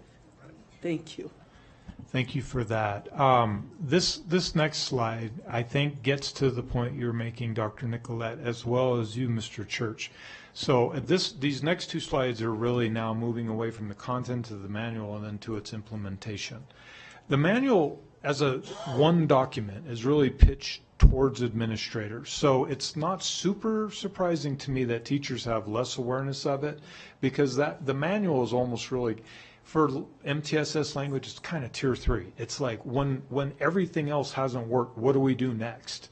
So I get some of that, but what we want to build, and in Mr. McElhaney's review of other districts, we found a couple of districts that had some really good tools. So we want to create a teacher guide that really synthesizes it down to really the absolute need to know stuff. They'll have the manual as a reference, but here's a guide that can help them kind of bridge it. We want that as well for administrators, because we need them to read the whole manual, but they need the decision tree. They need to be able to think quick sometimes, and that can help them. And then we also want to create like a parent-student brochure or some sort of a communication device for students and parents. I will say too, to your point, Mr. Church, that most schools, we don't know that it happens enough with reteaching, but most schools do spend dedicated time at the very beginning of the year and hopefully at the beginning of the second semester just around behavioral expectations and kind of the rules, the norms of how we operate within the building. The last slide before we ask you for actions, and I know you'll have some discussion, is this is the recommended implementation plan. And I put things in yellow. These are not huge changes, but what they are is the dates are changing drastically if you choose to attempt to do this. And it's going to put some pressure on schools. We need our schools to create these progressive discipline committees as quickly as possible. So we are going to try to get schools to do that by August 15th, and that's not going to be an easy thing for them to do, but we're going to try it. We will have already, as you've seen before, given them the draft manual. That's the first role and responsibility of that group, is to review it. This manual helps guide our school's discipline plan. They're able to add things to it that are site-based, and we collect what they add, but that's the default plan as well. They got to review it. Once we get that review, hopefully by August 31st, and that's moving this up by about 45 days from what schools are used to. We would then like to try to bring it to you for adoption on September 12th. Again, that's more than 2 months ahead of when you have traditionally adopted the manual for the year. The manual will already be out there, but assuming there are no more changes that you asked for, it would be disseminated officially at that point in time. It would be posted at our website, and it has to be posted at our website and linked at every school's website. The key ads, and we used to do the first green line, but with COVID, which is not an excuse, that kind of all professional development kind of got tabled.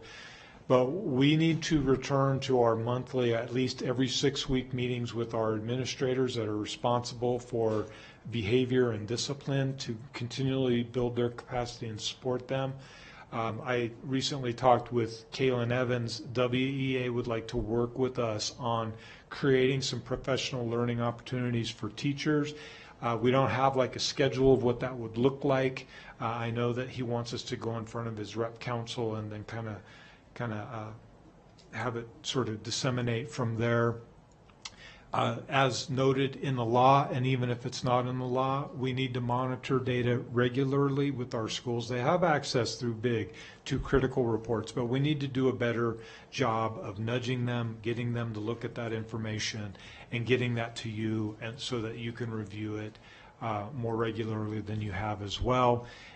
Annual district-wide evaluation of progress, and then, you know, the cycle just continues. We have to, you know, we're going to do our best to make a great manual, and next year it's going to need changes, and those will come to you again. So that is what we have for you. Thank you very much for the time. Thank you.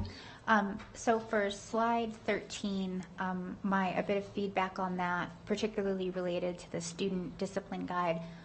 My suggestion on that would be that we consider making 3 versions that are appropriate for students at the elementary, middle, and high school level, because the way that they will understand their own behavior in school related to context that's unique to those ages, I think are really very different.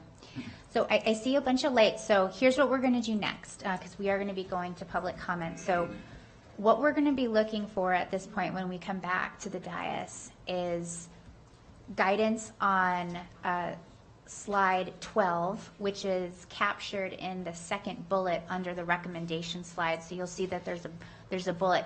That slide 12 is really important because the district team, this is not just new. They have re-listened to our meetings. They have read the notes of meetings. They have discussed it with families. They have taken all of the feedback and the signaling we've done, and that has come down to the 3 items that you see here on slide 12. And so that'll be a motion which provides the direction on where there is discretion, what are the values that we want to carry forward.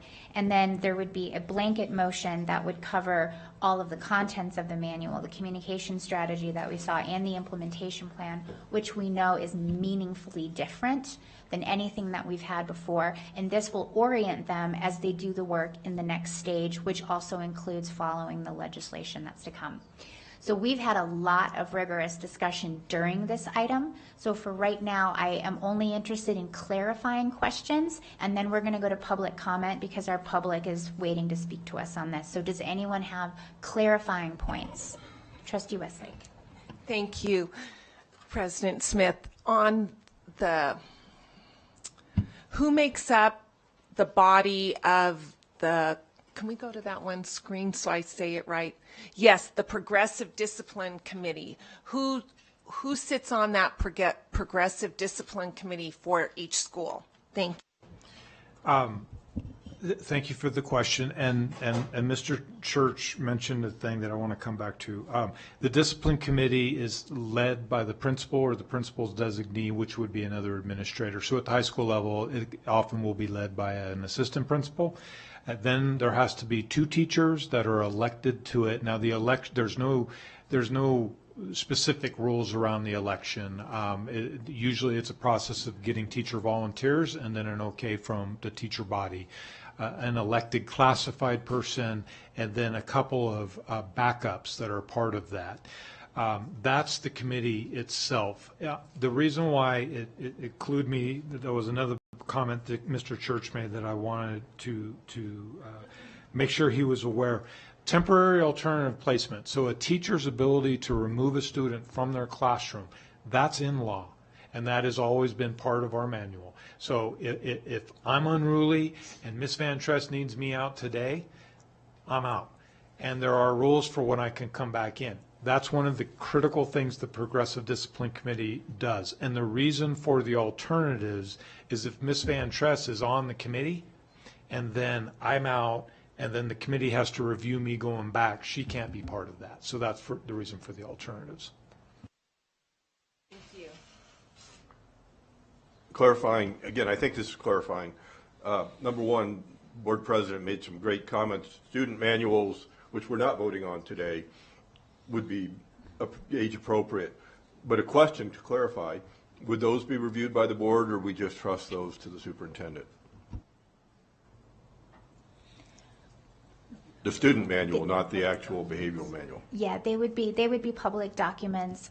Would they be available in September as part of the review, or would that be developed after we approve the manual? Because I would assume we would have to approve the manual first and then derived from that. So they can absolutely come to us. I don't know that we would approve them directly, but they will be based on the manual that we approve. Okay. And then another clarifying question or comment that you brought up, Dr. LaMarca. This is a major change. So I think I heard you say something about reevaluation. So we reprint all these documents, but I think maybe at the 6-month point or something, we as a board need to go over how we're doing, because improvise, adapt, and overcome, if we make any mistakes. Is that kind of what I heard? It is what you heard. Our plan for implementation is to review data quarterly, and that would include you. Now, the extent to which you make those formal at a board meeting, that's for you to decide. If nothing else, they'll come in the form of superintendent highlights. Okay. And again, I think I'm staying within your I'm trying my best. There was a comment made earlier, least restrictive environment. I don't like that term versus most appropriate. It's legal. It's a legal Yeah. term. Okay. But as much as it's legal, I prefer what's best for the kid, meaning the most appropriate. That's just a comment. I have a couple comments about the police, but I think you want me to wait. Thank you, Madam President. Thank you guys for this work. I know there's a lot going into this, so I do appreciate that. And I only have a few questions. So getting all the recommendations and everyone's input, and I know you guys are talking to teachers and staff, but one question, or I guess more of a statement than a question, one thing I've heard kind of what Trustee Mayberry is saying is that they feel like it is what it is, our hands are tied. And I feel for bus drivers, because, I mean, I would much rather go back to Afghanistan and have my back turned to a bunch of middle school students, honestly. But with that being said,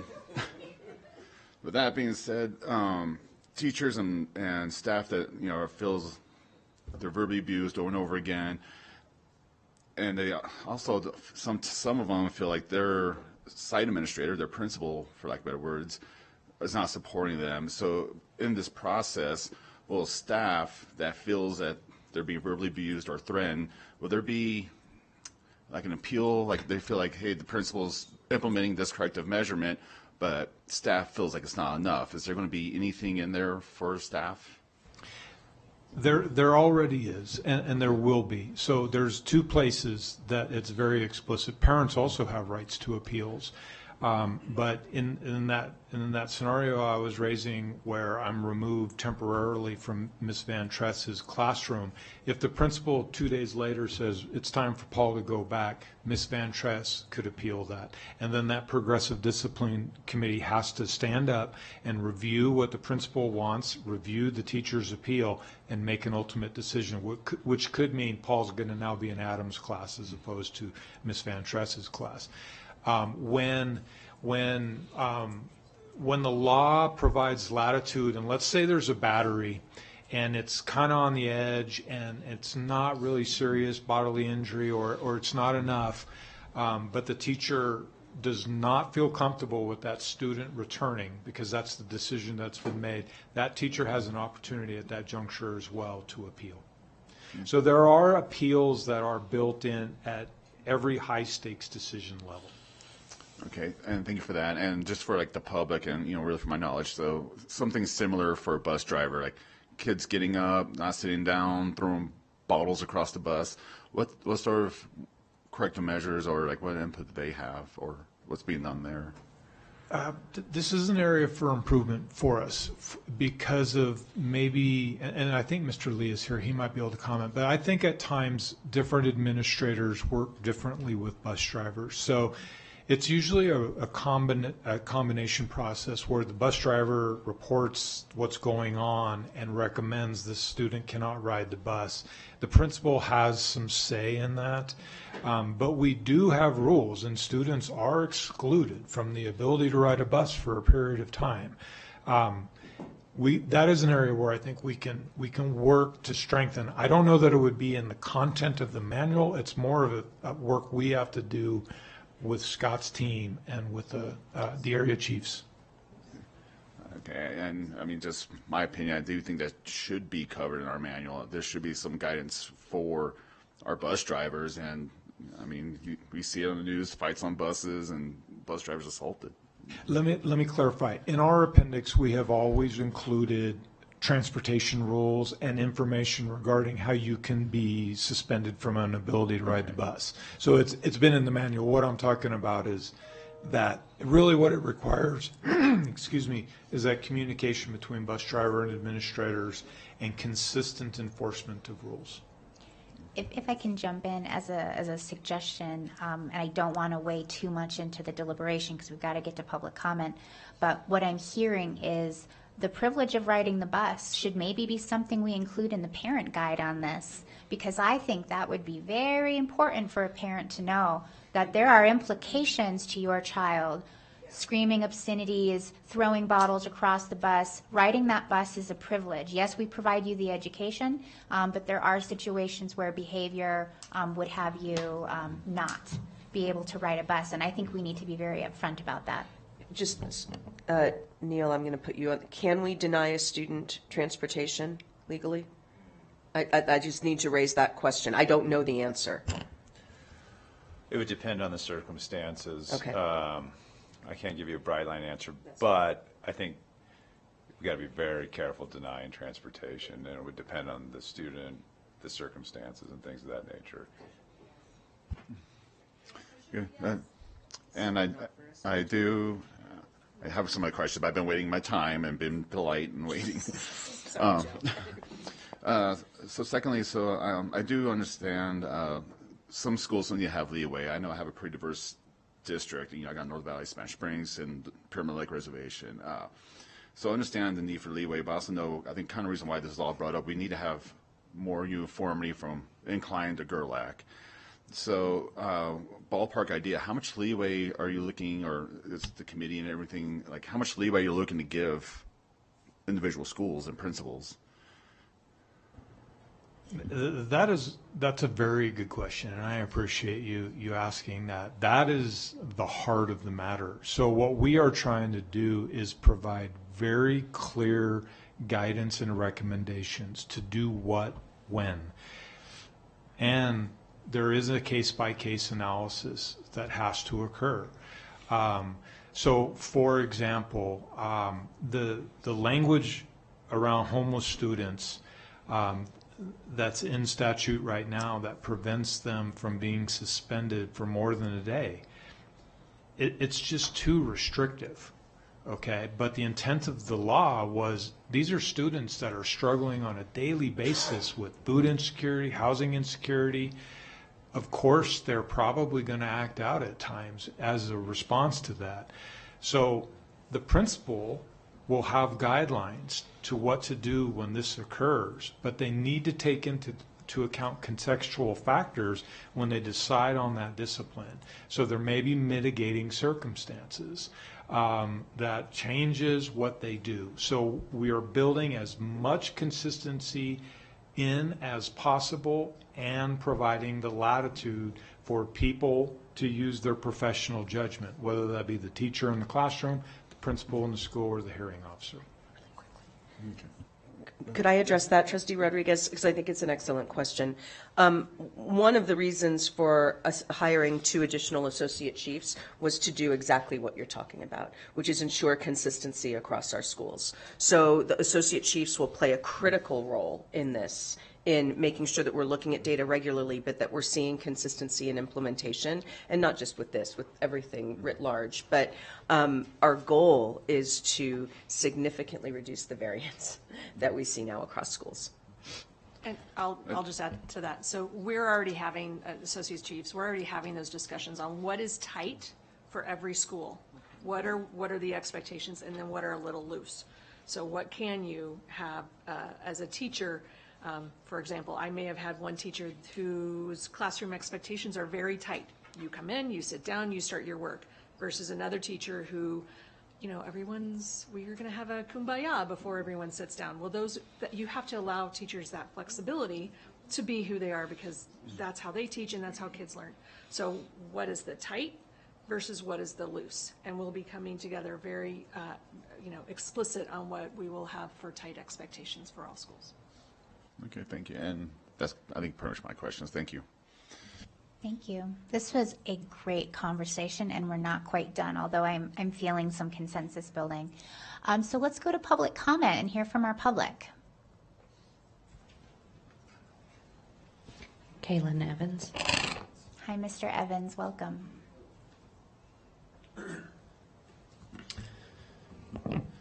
Hi, for the record, Kaylin Evans, president of the Washoe Education Association. Just wanted to echo something Dr. Enfield said. I was driving back from Carson this morning around the work that Dr. LaMarca has done at the legislature. I've been in multiple hearings with him, talked to multiple legislators. Thank you, Dr. LaMarca, on your work for this, really spearheading this. It means a lot that we have our district really being the spearhead on this, and it's getting recognized in that building, and so thank you. And also thank you to Dr. Ventress in saying, she's always been extremely responsive to us when we reach out around issues around special education students. I wish that we had more of her because there's only so many of her to go around to school sites and address, and I'll bring that into a later comment. We've provided, both from our lawyers, recommendations on the behavior matrix. We've already submitted those to Dr. LaMarca.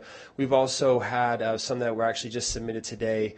These are from both administrators and educators who we feel have a high expertise around student behavior to provide where we feel are some meaningful changes to the behavior matrix. So we look forward to being able to collaborate on those and seeing some of those changes being implemented. And ultimately, we just want this to look good from the trenches level, right? We don't want a 30,000 view of this behavior matrix. We want our folks to see this and feel like they're supported in this and to see these changes and they represent the needs that they have. But ultimately, as we understand, the piece of paper it's just a piece of paper, right? The implementation of this, the consistency, not only within the school site, but amongst school sites. I know that's something that we've talked a lot about, the importance of the Tier 1 instruction or the Tier 1 behavior supports. But kind of going back to my original comment, quickly in my 10 years prior to this, I've done countless trainings on curriculum, student learning objectives, power standards, countless trainings on data. Never once have I had a training from the district on how to address student behaviors. That shows that we as a school district have prioritized other areas, and at the core, this has to be the top priority. Without safe and effective learning and working conditions, there is nothing else, and that's no disrespect to the other departments and the work that they're doing. This has to be the foundation, and so we would urge, as we are, our superintendent, as we are looking at how to expand programs and how we staff, from the TOSA reassignment, that we prioritize MTSS and special education, because we feel like those are going to have the strongest outcome on student learning and teacher retention. So we just strongly urge our superintendent in this body to prioritize those areas first and foremost. Thank you very much. Thank you, Mr. Evans. Nichelle Hull. Hi, Ms. Hull. Welcome.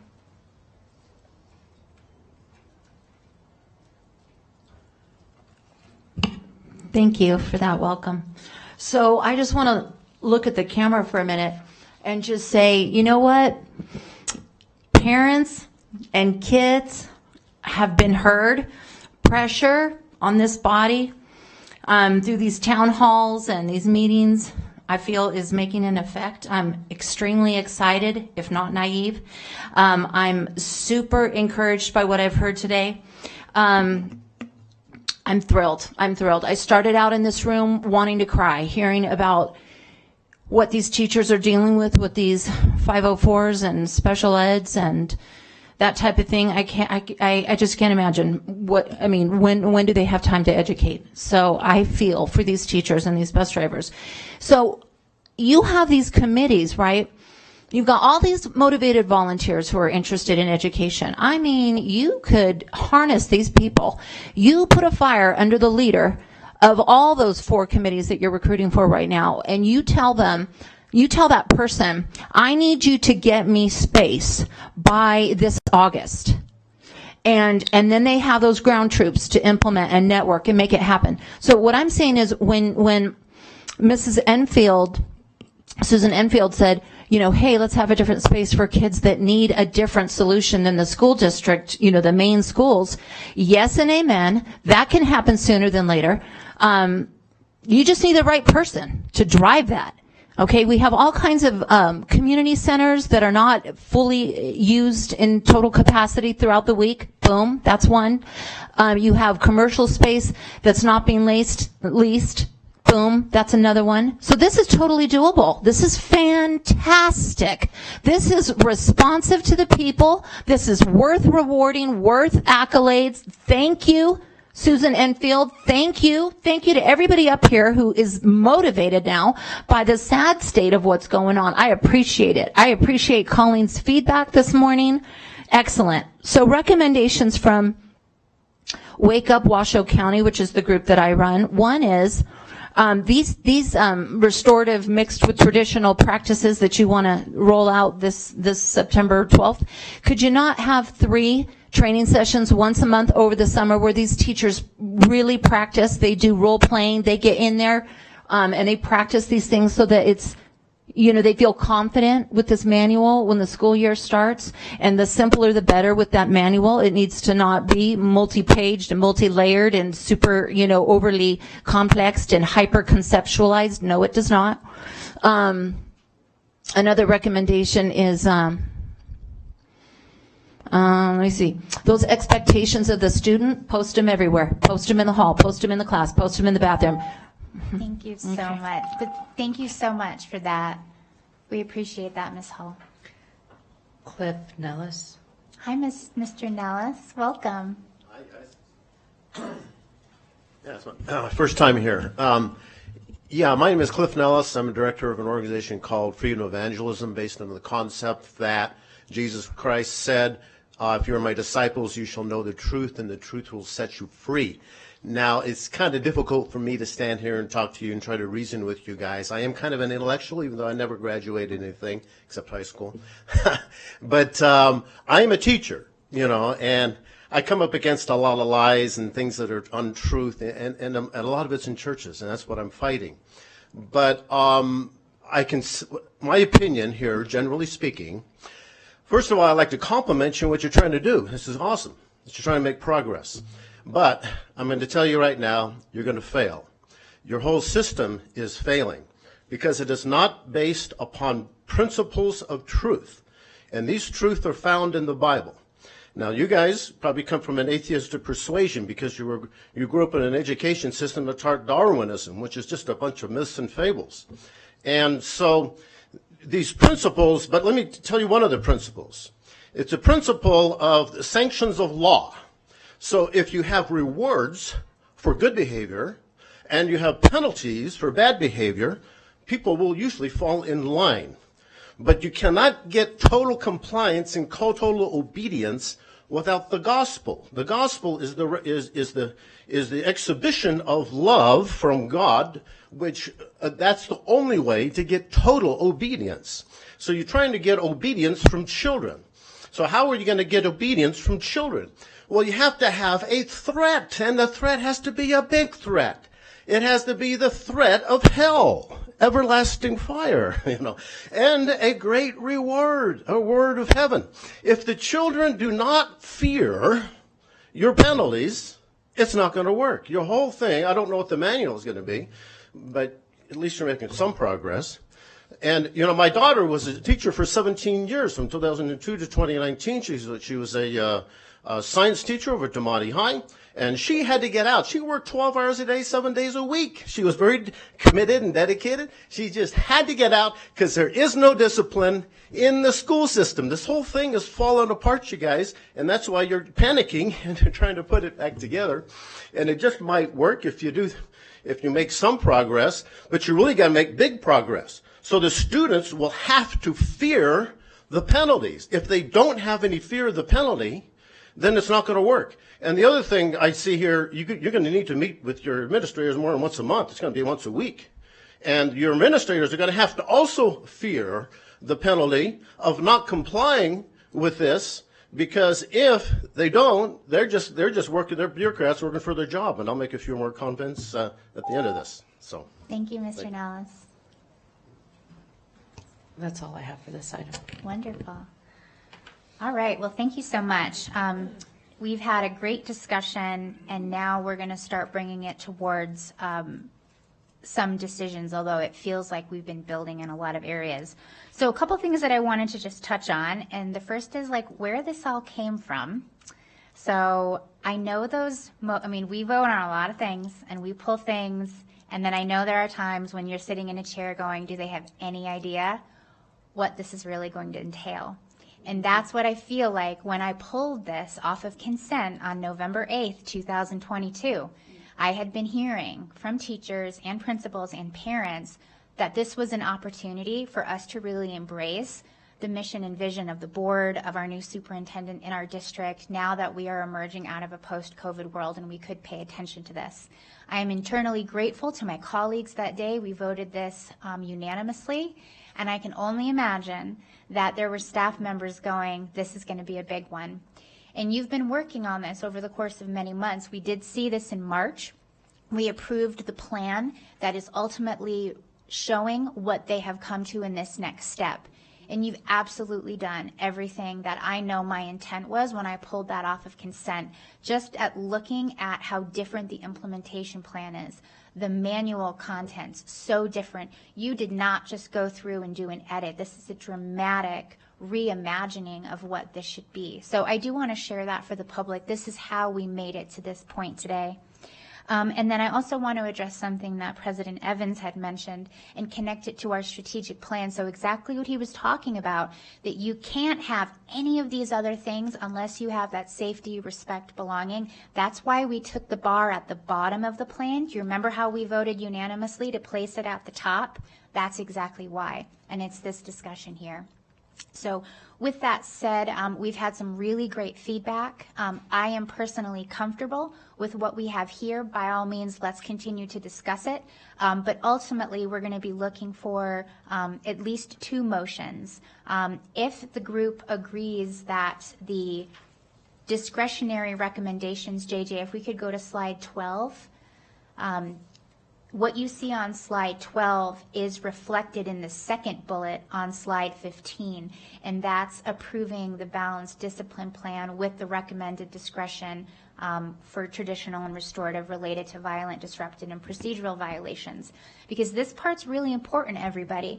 This is where we flex our vision and our expectations for respect, so that when there is violent behavior, our board is saying where we have discretion, we would like to take a more conservative approach. When there is opportunities around behavior that are disruptive, we would like to try to leverage restorative approaches as much as we can, which, by the way, is also the law. And this is also very important because it does show our lawmakers that we are attempting to implement with fidelity with the laws that they've set forward. So there would be one motion based on how the board feels about these recommendations, and it's all together. We're not voting on each of these 3 bullets. It's that second bullet from slide 15. And then there would be an additional motion, which we have in our packet, which approves the contents you've seen overall. So the sections in the manual, the communication strategy, and the implementation plan. So that's the way that this next section will be structured. Trustee Woodley. Yes, thank you, Madam President. I'm ready to make a motion for that related to the second bullet. The last meeting we had, I remember Dr. LaMarca was taking a lot of notes and was being very receptive. And when I saw that slide 12, everything that we discussed and that we all were able to provide feedback. So I just want to tell you thank you. Really appreciate knowing that you went back and made these changes. And I think it's wonderful, and I'm ready to make a motion. Okay. So I make a motion that the Board of Trustees approves the balanced discipline plan with recommended discretion in the use of traditional and restorative approaches related to violent, disruptive, and procedural violations. Second. All right, motion by Trustee Woodley, seconded by Clerk Rodriguez. Trustee Mayberry, I saw your light on. Is that an item for discussion on this motion? I do have a clarifying question, if I may. Thank you. May we go back to that slide, the balanced discipline approach? recommend a more conservative approach when a student's behavior is violent and raises ongoing safety concerns. I want to clarify that conservative, the word conservative, because that may mean different things to different people. So can you crystallize, with perhaps an example for the public? Sure, and I think the sub-bullet attempts to do that. So, right, so what we're saying by a more conservative approach is we would rely on exclusionary practices to make sure we have a safe learning environment, and that. But I'm not putting a time limit on that. So that could be the temporary removal. It could be the out-of-school removal of a student for some period of time. So when there's a safety concern, we do everything we can to restore safety, and that may likely mean removing kids. That's what we mean by conservative. Thank you. Thank you. That's an excellent point of clarification, particularly around the different context of words. So thank you, Trustee Mayberry. Trustee Church, do you have a point for this item for the motion? Yes. Go ahead. I'm probably going to be a no. My concern is, again, it's so vague, and we got the legislature still in session, and it's so vague that anybody can come back and go, you voted for this, and then it gets misinterpreted. I'm not comfortable with the restorative practices. Let me try and find the exact wording up there. If the student's behavior is not violent or raises ongoing safety concerns. I just think there ought to be a more conservative approach overall. I think it's too lenient. A couple other issues I wanted to bring up, but the motion was already made before I could. But I just think I'm not sure what I'm voting for there, and the legislature still being in progress, and that part about only conservative if they're violent, then I'm just not comfortable with it, so I'm going to be a no. Okay, couple things to clarify. This is only for where the district has discretionary ability. So if there's a law, this is exactly why we're doing this at this point. If there is a law change or new legislation, we have to follow the law. That's the law. This determines in those areas that go outside of the law and where we can flex our discretion and our values, these are the areas. So it would really fall outside of the legislation. And then the other point is it's not as if student behavior that's violent, conservative approaches are only used then. That is not the case. They'll be used conjunctively for all of these other situations, but we are drawing a bright line on violence and physical safety, and the fact that we will recommend more conservative approaches in those situations. So I just want to be clear that this does not mean that traditional or conservative approaches won't be used in the other categories as well. Can I respond real quickly? Sure. I think we're definitely moving in the right direction, and this is not the final end of all ends, but what you say and what I see aren't necessarily the same when I have to explain to my constituents why I did or didn't vote for that. So I'm still leaning no. Sure. Trustee Westlake. Thank you, President Smith. I appreciate Trustee Church for saying that there's going to be things coming probably rather quickly down the road that could have some effects. But as a board, we have to do something. Our public is crying out that we do something, and I think this is a great step, and I trust Dr. Lamarca when he says that in the training with the restorative practices that the teachers in essence are going to feel empowered and that they know that they have other tools. And I just don't want our teachers to feel that they have to keep pushing forward with something that's obviously not working. But Dr. Lamarca has said several times, sometimes restorative practices are going to work, sometimes they're not. As long as our teachers know that they're not failures, if they've tried their hardest to make take the restorative approach and they have other options, I'm really happy, and I feel that the teachers are going to feel empowered with that. Thank you. Vice President Nicolette, do you have discussion on this motion? I do. Okay.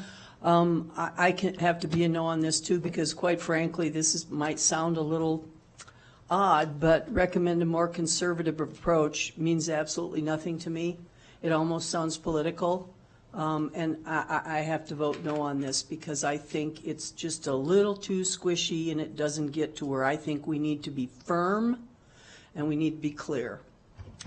Out of curiosity, would you be interested in a friendly that changes it from a more conservative approach to a more exclusionary approach? No, I would rather not. In answer to your question, when I look at the superintendent recommendations, the second bullet on the last PowerPoint page, that the Board of Trustees approves a balanced discipline plan with recommended discretion in the use of traditional and restorative approaches related to violent, disruptive, and procedural violations. That to me is very clear and solid. I don't like this in essence at all. Traditional approach? Changing to traditional? I don't like how it's, sorry. Thank you for asking. I don't like how it's composed. So it's no. Okay.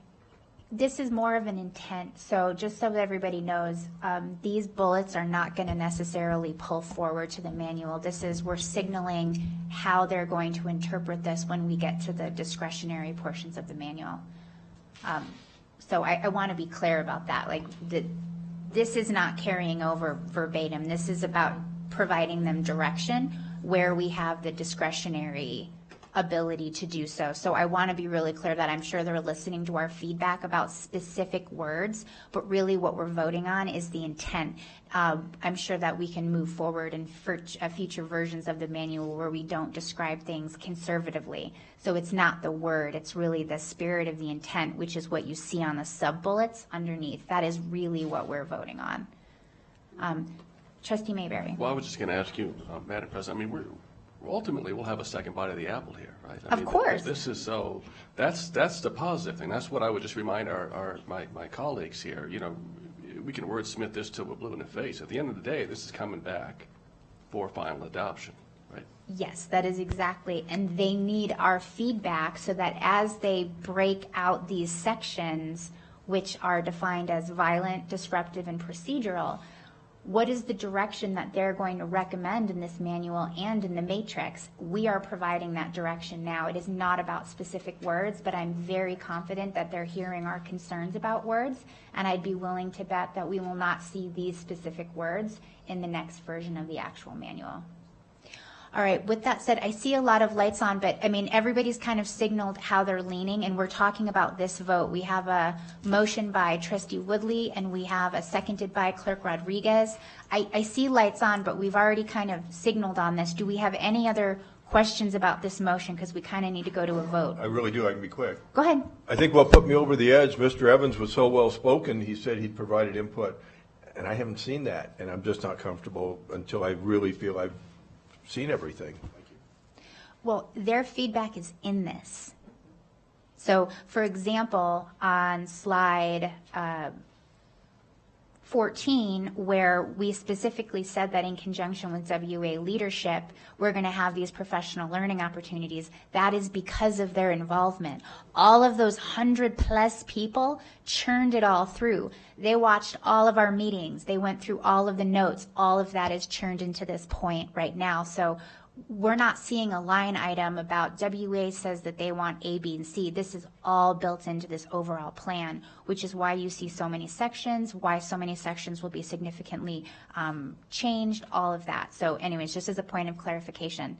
Well, we do have a motion by Trustee Woodley, seconded by Clerk Rodriguez, and that is to adopt the directions, not the specific wording, on slide 12. And so all those in favor, please say aye. Aye. All those opposed, please say nay. Nay. Nay. So that's 5-2, and the motion carries. Thank you so much. Now for the next direction, this is going to be a blanket motion depending on, of course, who makes it and what we say. But what we're voting on here is agreeing all of these new sections, all of these significantly revised sections, the implementation plan as we've discussed it, all of that. We would like them to move forward with actually building it out based on the way that we've seen it, which again reflects all of the feedback that has come from all 100 plus people, organizations, and this board previously. This is all what we've covered already in this meeting. So unless there are specific suggestions, I would be open to the motion as you see on the paper here. Again, a very quick comment. We put in a lot of input, everybody did today. That was written before. I just am not comfortable that that represents what we discussed today. Okay. Thank you, Madam President. Ready to make a motion. I move that the Board of Trustees approves the recommended contents to the 23-24 Behavior Manual, the Communication Strategy, and the Implementation Plan. Thank you, Clerk Rodriguez. I'll second that, and when I may, I'd like to comment too. Go for it.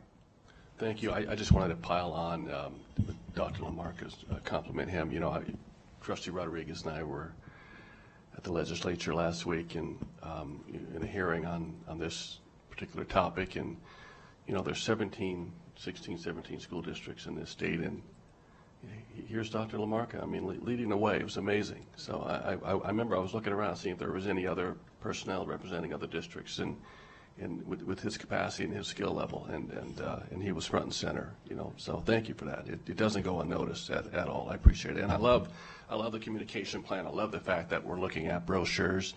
I appreciate your suggestion of kind of even narrowing it down to grade level. I think that's fantastic, because I think the manual we have now, it almost looks like something that belongs in an airplane cockpit. I mean, it's thick, it's long, it's technical. So thank you for that effort. I'm really excited to see what the final product is. Thank you. Thank you. And the value of today's workshop is that all that feedback that we provided, there isn't a way for them to have that in this, because that's before we've said it. It does carry it all forward, and I'm sure as this manual and the matrix goes through its next stages, and as we begin the development of the implementation plan, when we see this in September, we will further see our comments reflected in that implementation. So thank you very much. I have a motion by Clerk Rodriguez. I have a second by Trustee Mayberry. All those in favor of the motion, please say aye. Aye. Aye. All those opposed, nay. Nay. The motion is 6-1 and passes. Fantastic. And I think that this was incredibly well done. This is everything that we had hoped for, and I'm very, very grateful to everyone who has volunteered countless hours of their time to be heard and represented in this. So thank you so, so very much. All right, that closes out item 2.01. We're going to take a little bit of a break as we move on to item 2.02. So let's take a 5-minute break, and then let's jump back in, and then we will begin our conversation around the budget.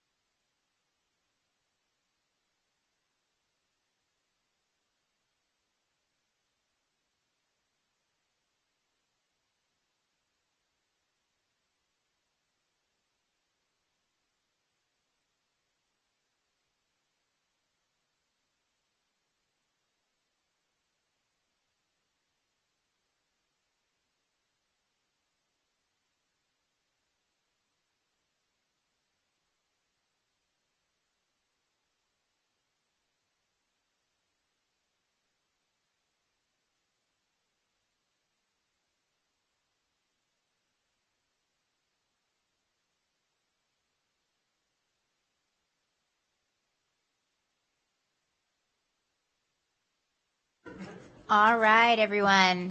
It is 11:31. We're going to go ahead and jump back into this conversation and open up item 2.02 of our workshop. This is the presentation, discussion, and public hearing on the fiscal year 2023 to 2024 tentative budget for all district funds.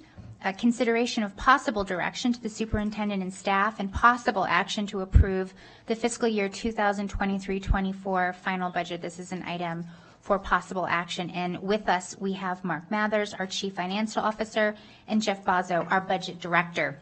So just as a little bit of a heads up to everyone, we're going to go through this presentation first. After the presentation, I'm going to procedurally call to order the public hearing on the tentative budget, which is a delineation that I have to do for the public. So on that note, we'll go ahead and pass it over to Mr. Mathers and Mr. Bozzo. Thank you, Madam President.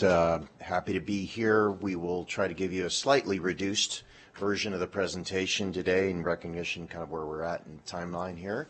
So as you all know, the final budget of local governments, including school districts, need to be presented in June. Our deadline is June 8th, but we have to hold the hearing of the tentative budget by the end of May. So that's why we're here, even though the legislative session is still happening. There are still many conversations that are going on currently and that will go on through the end of the session that will affect K through 12 funding, but we have to submit a final budget. This is our board meeting to do that. We will make any changes you direct us and submit it by June 8th. So for today, we will quickly go through just kind of where we sit in terms of the Economic Forum's projection of revenues, and then we will march through kind of the steps we need to take to finalize the final budget for fiscal year 2023-2024. And those steps are first to give you updates of certain general fund estimates, which we continue to do as we get new numbers in. Then the second major step, and probably the bulk of the meeting, will be to go over the 4 areas of financial analysis you asked us to go over. Previously, we presented those in April, then we gave you an updated memo in May, and now's the time where we will look to you to start narrowing down those decisions. They will still be tentative, so we don't have to make any final decisions, but we need to start getting your direction in those 4 areas. Then we will talk and touch base again on the very high priority of compensation, and then we want to give a few minutes just to talk about what new programs may need to be funded going forward. So we'll go quickly through other funds, very quickly. You have all that information. We actually don't want to spend any time on any particular slide there unless you have questions. And then, as Madam President said, we have to conduct a hearing on the tentative budget, receive the public's input on the tentative budget, and then approve a final budget. Mr. Mathers, can I jump in there? Because I know that the words really matter here, but we're in a very unique situation. So when we use words like tentative or final, the legislative session is still very much in process, okay? So I just want to drill down for anyone following along, or if we're like, what are we doing today? I know that there are words like tentative and final being used. We have to, because we are also beholden to law on certain dates. We fully recognize that this is hardly settled in terms of education funding. We will be talking about this again on June 13th. We will be talking about this again on June 27th, because the law also allows us to make adjustments after the close of the session as well. So I don't want anybody to be too hung up on that. Yes, these are legal words. Yes, we have to follow these things, but there is still much to come, and I want to be really, really clear about that. Thank you. Thank you for giving me that clarification. We absolutely will come to you for an amended final budget, as Madam President said, which is due 30 days after the end of the session. So that absolutely we will be going through that process as well. So in terms of the Economic Forum, you all, I know, understand the importance of those estimates that the Economic Forum makes in December, and then they provide an update in May. They identified $100 million more per year in state general fund revenues, so a total of $201 million actually over the biennium, plus another $50 million that'll come in the current fiscal year. There was an immediate reaction. The governor has proposed uses for that funding, including charter school transportation and a number of other uses. kind of legislature responded back, and that's all yet to be worked out, how that money gets appropriated. At the same time, there are a number of bills that are alive and well and circulating through the legislature, receiving hearings. These are just a smattering of some of them that have fiscal impacts for us. Most probably important might be Senate Bill 231 that provides the salary matching program. That had a hearing last week. We will see where that goes. But all of these are incredibly important.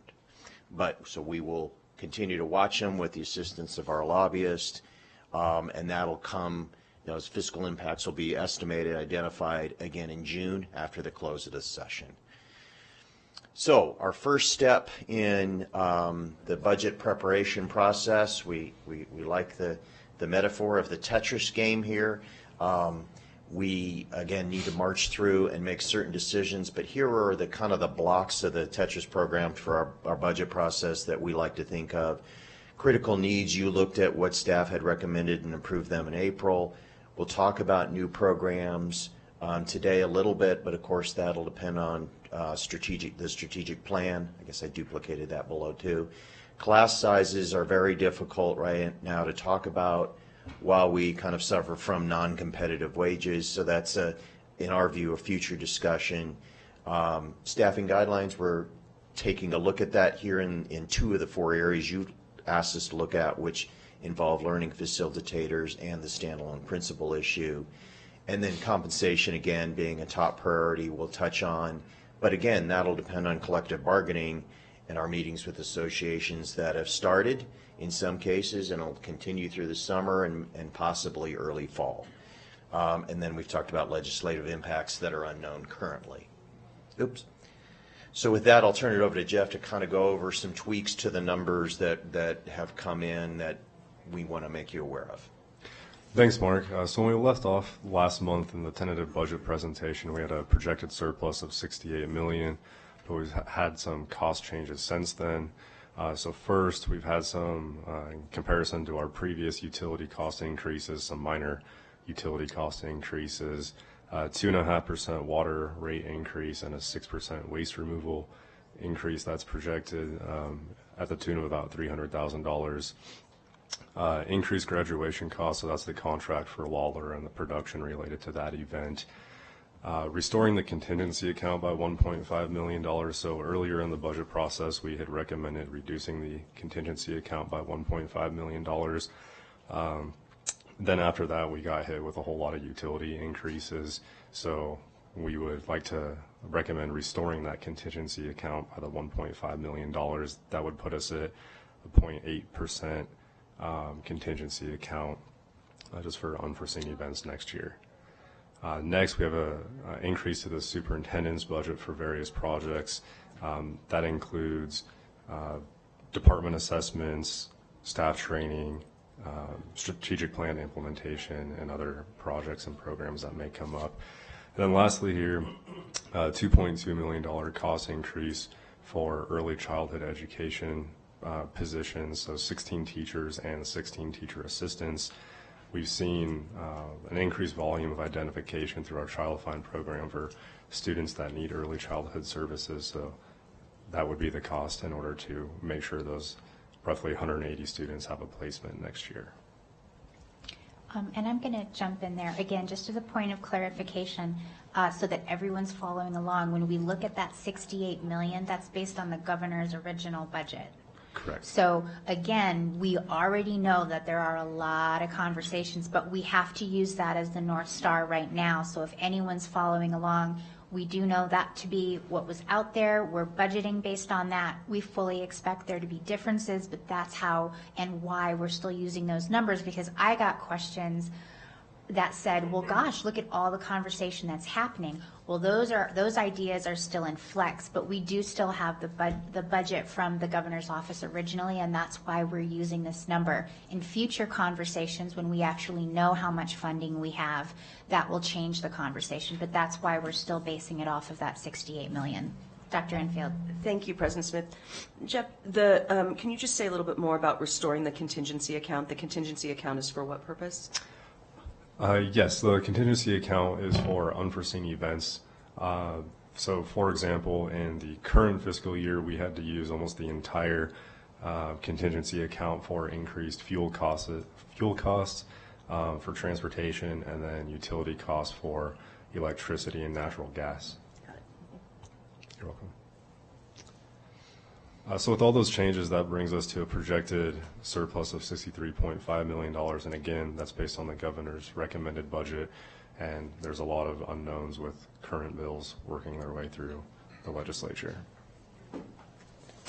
So just to kind of recount from the beginning of our budget conversations in January, remember we had $93 million of additional revenue. That again was based on the governor's recommended budget, but then we had a number of costs that we had to account for, like step increases, other compensation issues, and so forth. So that's how we ended up at $68 million at the top of that table, and now we're down to 63.5 if you support these recommendations. So with that, we are on to our second step in the process, and then that again is we are looking to the board to start making tentative decisions on the 4 areas you asked us to look at. Jeff and I will tag team this again between those 4 areas.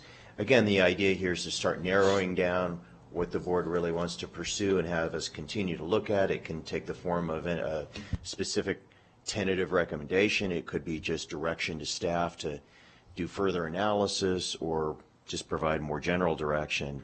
But keep in mind that these decisions kind of come off the top of that $63.5 million. So whatever you tentatively reserve or obligate, if you will, for any of these areas will mean that much less than for the remainder of the budget. One of the themes I do want to touch on here is that for all of these areas, there are increases to budgeted staff that could happen. And what we tried to outline back in April was that, you know, there still are challenges to fill all of our positions. So when we add positions, as much as we might want to make a big gulp and have a big impact by budgeting numerous additional positions in a specific area, our ability to actually hire, recruit, and even retain current staff, you know, we still face challenges. So one of our kind of themed recommendations is perhaps to consider phasing recommendations over time if you do want to add staff, so that, right, we can do that based on the current labor market more effectively, right? We don't over budget and have too many budgeted positions in the budget, all of which we can't fill. So let's, you know, one of our recommendations is to try to keep it as realistic as we can based on the current labor market, and then get there over time. So with that preamble, the first area that you asked us to look at was walk zones. You asked us to reduce the walk zone radius by 1/4 mile. Our estimate of costs there for the 13 additional bus drivers, plus the fuel and operating costs of those 13 additional buses that would be placed into service, was $865,000. Again, we talk here about the challenges of filling 13 additional bus drivers, especially over the summer when we tend to lose bus drivers, and we wouldn't be able to implement that until the second semester anyhow, in order to kind of reroute our bus runs and provide adequate communication to our families. The only update we had, which we provided to you as part of our superintendent highlights, was there were questions about the effect of transportation on chronic absenteeism. We provided a research report there, and then there were also questions about how our transportation department constructs the routes, whether they take into account sidewalks, infrastructure, crossing arterials, and so forth. So we provided that to you in a memo, and we also have Scott Lee, our transportation director, here if you had any questions in that area. So that concludes very quickly the updated information we have for you there. Madam President, if you want to stop at each of the analysis. No? Nope. Punch forward. I was going to come on the bus. Yeah, so here's what we're going to do, and we have to do this a bit procedurally because we actually have to open a portion of the conversation. That's actually the public hearing. We're going to go through this presentation, okay, and then I'm going to open the budget hearing. And another thing I want to make clear, that all of these analyses are really good ideas. We're not voting any of them down. It's just some of them may not carry forward based on the interest. We can absolutely vote in this meeting to adopt some of these tentatively, again, based on the money that we're getting. But I don't want any trustee who brought any of these ideas to feel we are not voting anybody down, but we can be moving some of them forward. And let's say our discussion reflects that we understand that something is a very good idea, but just not something for right now, then it just doesn't show up in future conversations. So we're not voting down anyone's ideas, okay? And we're going to go through them, and then I'll open the actual budget meeting that we have. So clarifying questions are still fine right now, but strictly based on clarifying questions. Trustee Church? Did you? Okay. Okay, thank you. We'll move on to middle school police coverage. So again, previously we presented several options to provide police coverage at our middle schools. The options are listed here. Some of the considerations that we discussed last time was a tight labor market resulting in a lack of experienced police officers to hire for these positions, and also only being able to get about 2 recruits per year that could become officers for the school district. So with that, we looked into other options, which included campus supervisors. We do have these positions in some of our high schools right now, but these positions, during the school day, will check hallways, bathrooms, and other areas to make sure students are in classrooms instead of outside doing things maybe they shouldn't be doing. And then looking at this, adding a campus supervisor to each of our middle schools would cost about $650,000. And then if we wanted to have consistency at all of our high schools and have 2 campus supervisors at each, that would be another $532,000. Chief Trevino did bring up a potential CTE program idea at the last meeting. There's would be a delay to getting that started here at the school district and developing that program.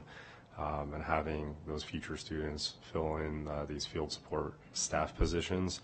But those field support staff positions could be filled by others besides our interns or recruits until we start building up that program.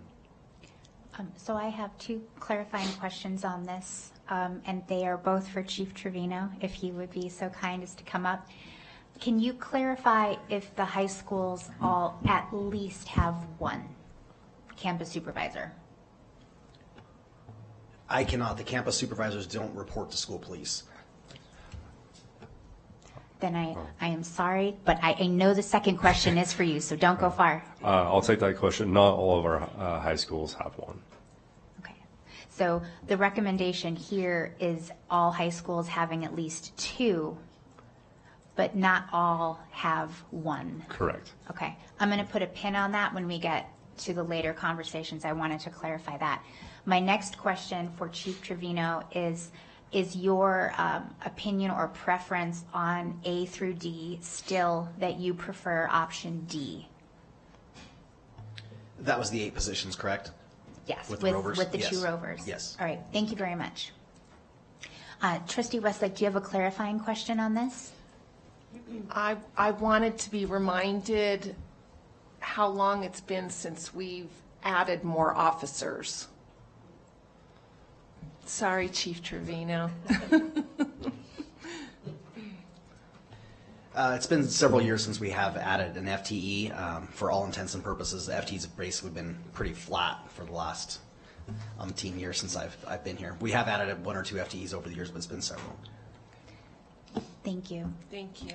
Clerk Rodriguez, I saw your light on. Come on quickly. Yeah, I just wanted to verify, just for the public, so we're all on the same page, Chief Trevino. So every high school has a police officer, a campus officer, correct? That is correct, sir. We have 1 police officer on each traditional high school campus. Okay, thank you. That's a great point of clarification. So every high school has at least 1 officer, but not all high schools have at least 1 campus supervisor. So those are as needed right now. Okay, very good. Thank you.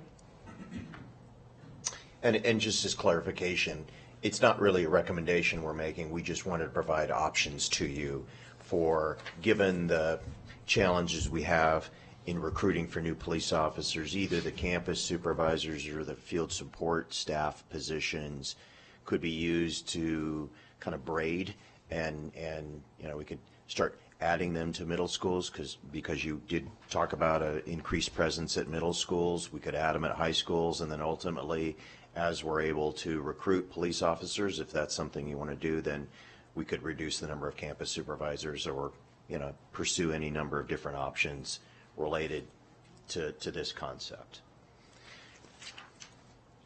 Can we go back to the options one more time?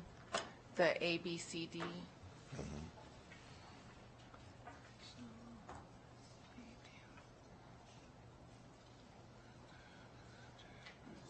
What, I just was there. Oh. Okay. Do you have a question on that? I just wanted to. Okay. All right, thank you. Okay, the third area of analysis we were asked about were learning facilitators. Right now we have 45 learning facilitator positions that are funded by ESSER funds, and those were 2-year positions, so they fall off after the end of the current fiscal year. That would leave us with just 20 remaining learning facilitator positions. We talked about how those would be deployed, i.e. at CSI and TSI schools in that second bullet point. The request here was, and this provides you a summary of kind of the options we previously identified, to add back the 45 learning facilitators to be paid out of the general fund would require a budget obligation of $4.5 million. We talked about the challenges of that, again, that learning facilitators are certified positions, so we would have to pull, right, teachers out of the classroom potentially to fill those learning facilitator positions, which happened somewhat during these last 2 years and causes, you know, issues in terms of our ability to fill classrooms with certified staff.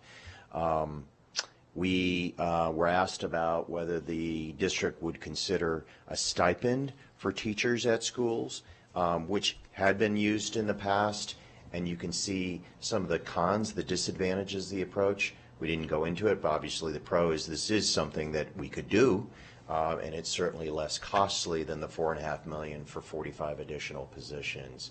But you can see here kind of what our academic staff indicated were challenges with that approach. And next we had standalone principals. The request was to look at eliminating standalone principals and providing more support at our elementary and K through 8 schools. So just a very quick review, looking at next year, 29 of our 66 elementary schools will have an AP or dean position, so that means 37 schools will have a standalone principal. If we expand it to look at learning facilitators, then we only have 24 schools that would have a standalone principal for next year. This table here had a variety of options, creating a flex position or a fixed dean, or continuing our ESSER-funded staffing guidelines to continue some of our current dean and AP positions. And there was no update from the previous meeting on this item. Thank you, President Smith. I just want to point out that the key word on this slide is annually. I think it's very important that we are clear in budget decisions we make that will have ongoing costs versus one time. And I think sometimes that gets lost in these discussions, and that's everything. Because we are tying ourselves, we're obligating ourselves to follow through on these in subsequent years, because as we know, even when you say this position is temporary, after 2 to 3 years, that position has become central to the life of that school, and they don't want to lose it. So we, you know, I think, and unfortunately Mark doesn't have a crystal ball, but we just need to be very, very mindful of that as we have these discussions. Thank you.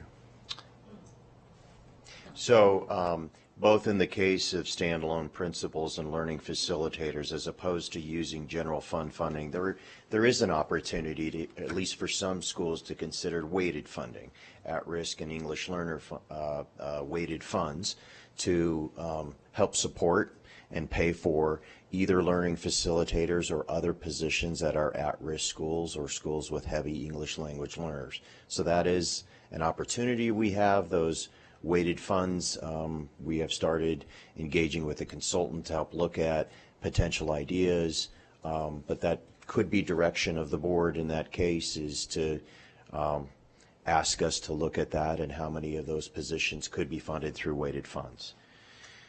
So you can again see here, we're asking for some narrowing down of options so that we can start to assemble a final budget. Again, it can be very tentative direction. We've kind of gone over this.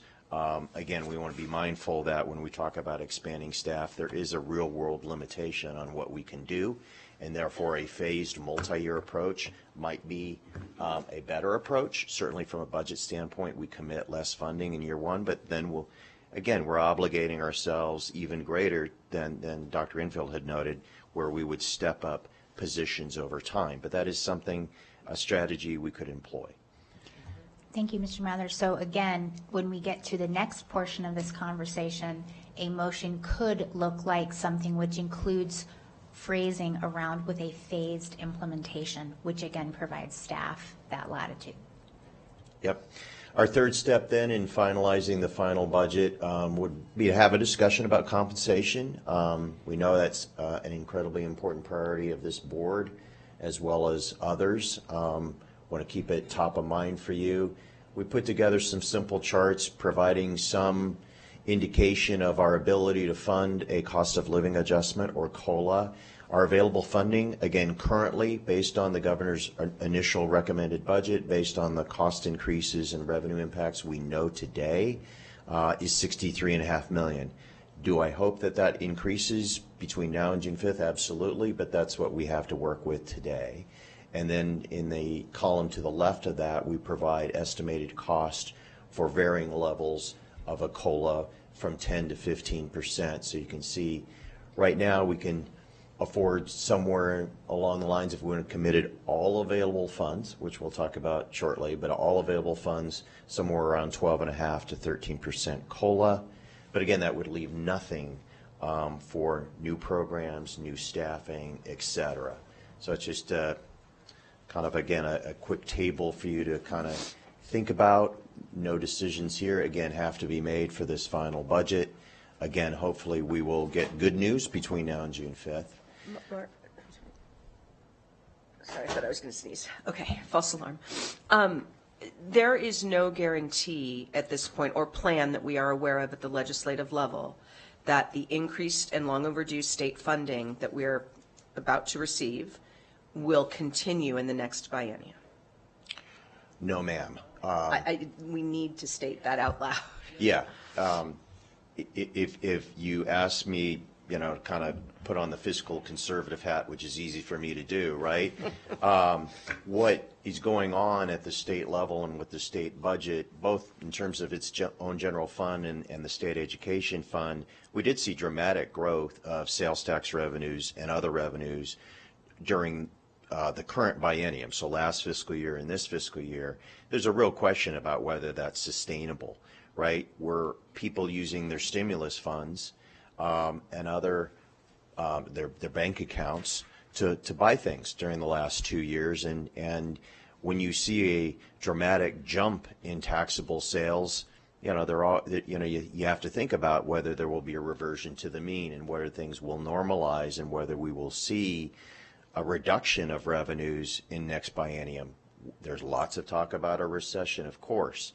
So all those things do come into play when we think about a multi-year plan for how to fund costs, because again, we don't want to get into a position where we would have to come to you and make dramatic cuts next biennium based again on a normalization of revenues. So that's an absolutely prudent point Dr. Infield's making that we need to consider.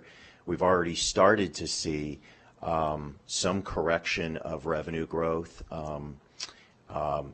Many local agencies now are only projecting less than 2% growth in sales taxes for next fiscal year. So, and that's, again, something I think I had noted to you either in the CAP discussions or budgetary discussions.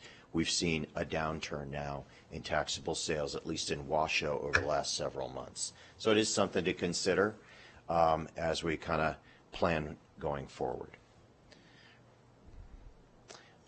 This is just a graphic representation of, again, available funding versus what a COLA at varying levels would cost. So if we go with a 10% COLA, the first set of bars there, we would have $17 million remaining to fund other programs, other costs, and so forth. When we get into a 14 and 15% COLA, at least based on currently known revenues, we would be in a deficit situation. And that's not where we would recommend that you be, because once you hit a deficit situation, right, that compounds. And so it's not just a one-year deficit. That deficit moves forward into the following year. There's a compounding, and it gets worse until you take action to correct it, i.e. reduce costs or hope that revenues increase faster than cost increases in the future, which is not something you ever want to bank on. So with that, I'll stop. I'll be happy to hold all my questions to the end if that's easier for you. No, clarifying questions are absolutely fine. We cannot weigh in on what we like, what we'd like to see. Absolutely feel free to have clarifying questions right now. Thank you, Madam President. Mr. Mathers, the cost of living adjustment example, the bar chart, yeah. So just a clarifying question. Hypothetically, I know we're playing with numbers that are probably a little outdated, but so if we did go, again, hypothetically, if we did go with, say, 10% COLA, then whatever is on that wish list that we discussed, that's not accounted for in here. In other words, that 17.2 would obviously shrink if we took, wish list A, wish list B. In other words, this, I guess what I'm saying, to summarize, this cost of living adjustment example does not take into account any of those wish list items, correct? That's correct. Okay, thanks. What in this part of the program we're saying is you have $63.5 million of available funding currently, as you know, that's currently what we know we have, if I can say no in that way, right? Based on the governor's recommended budget, and a 10% cost of living adjustment is $46 million, leaving you $17 million remaining for other programs, initiatives, staffing, et cetera. The higher the cost of living adjustment is, the less there is for other programs or staff. I do want to clarify that that number does reflect what this board has already decided around critical needs, costs for utilities, things like that. So those things have already been taken off the board, okay? So that is already baked into this, and those are motions we have already made for next year's budget. That's already reflected, and that's not shown in this number. So these are monies that are still open to allocation, not monies that we have already committed to in previous board action. Trustee Westlake, do you have a clarifying question on this? Well, kind of. Be very careful that we do not weigh in on what we think or what we like. Okay. Not doing that. Can you give us what the amount would be for all the wants? Do we know what that would be? So that's the challenge. We do not, we have not quantified the programs or additional positions that the superintendent would recommend to implement the strategic plan. That's to come. The next section, we talk about some examples of things we've talked about and know we need to support and increase funding for. But that is somewhat of an unknown as we continue to kind of work through the strategic plan. What about the total of the walk zones, the police? Those we have in the analyses. That shows you the amount of money. And what they were saying is if this board signals that we would like to tentatively adopt those, that was also where the recommendation came from, to also include in the motion for a phased implementation, which would allow us the opportunity to build into these as goals. So we do have that. I will tell you that this is going to get a lot more real in our next meeting in June, and then it's going to get really real in the June 27th meeting. That doesn't mean this is not real right now, because these are decisions, but the clarity around the money is going to become more understood in our next future meetings. So we don't even have a ballpark figure of Well, what we the have a ballpark. 17.2 Yeah, go ahead. If I may, thank you. So I just quickly added up the cost of the 4 areas. Yeah, that's and, kind of what I was. We would look at at the most for those options, we would be looking at about $12.8 million. You're welcome.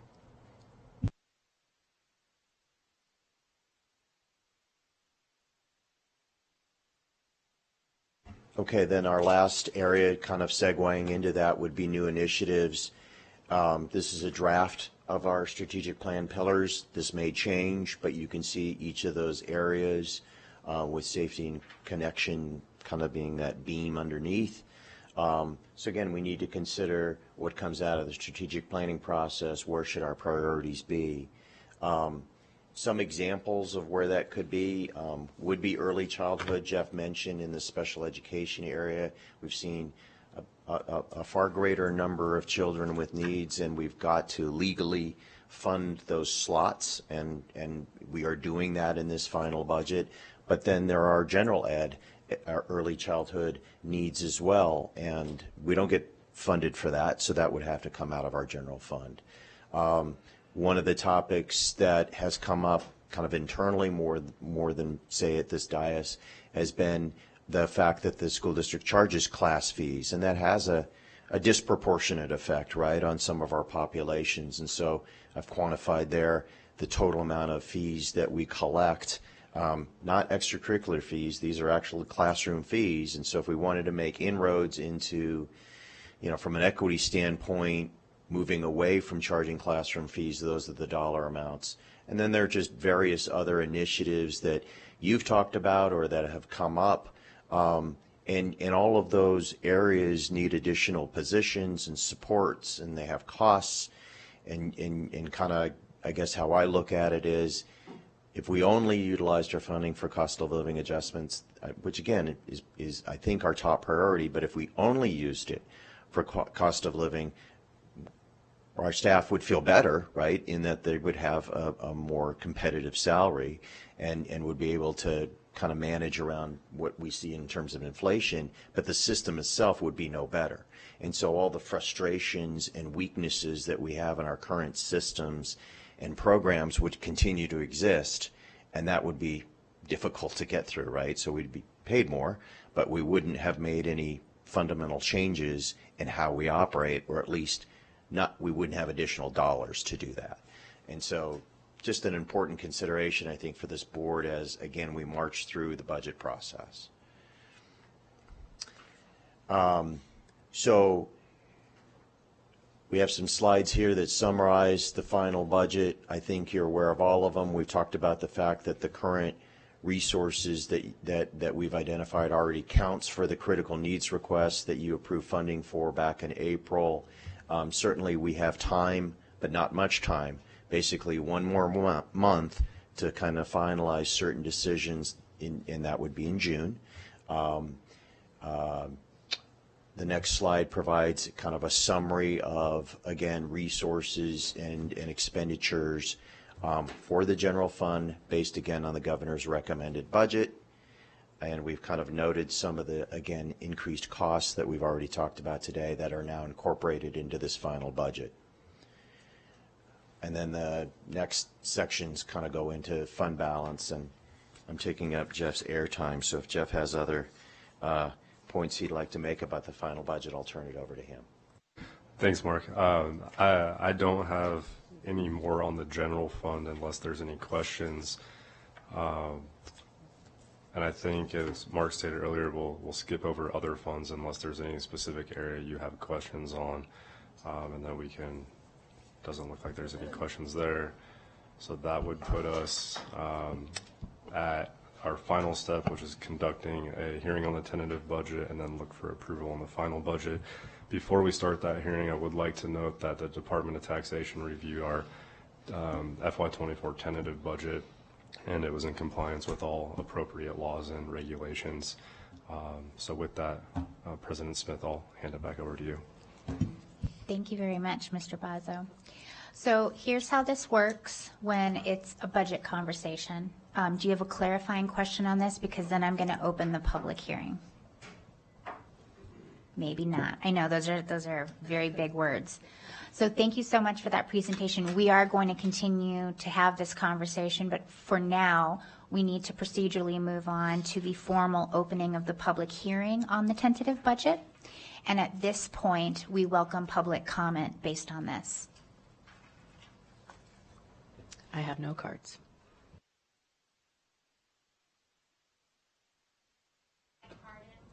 Sure, of course you can. Yes. I'm also looking at other people that I know are specifically here to comment. But yes, absolutely, Ms. Hall, no worries.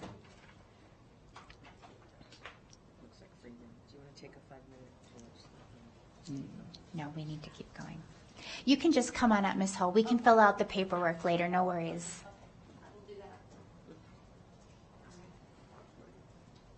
Welcome. Thank you. Thank you. Sorry about that. Okay. So I'm just going to address a couple things that might seem like I'm kind of all over the place, but you know, I'm hearing the comment about the challenge to retain good teachers.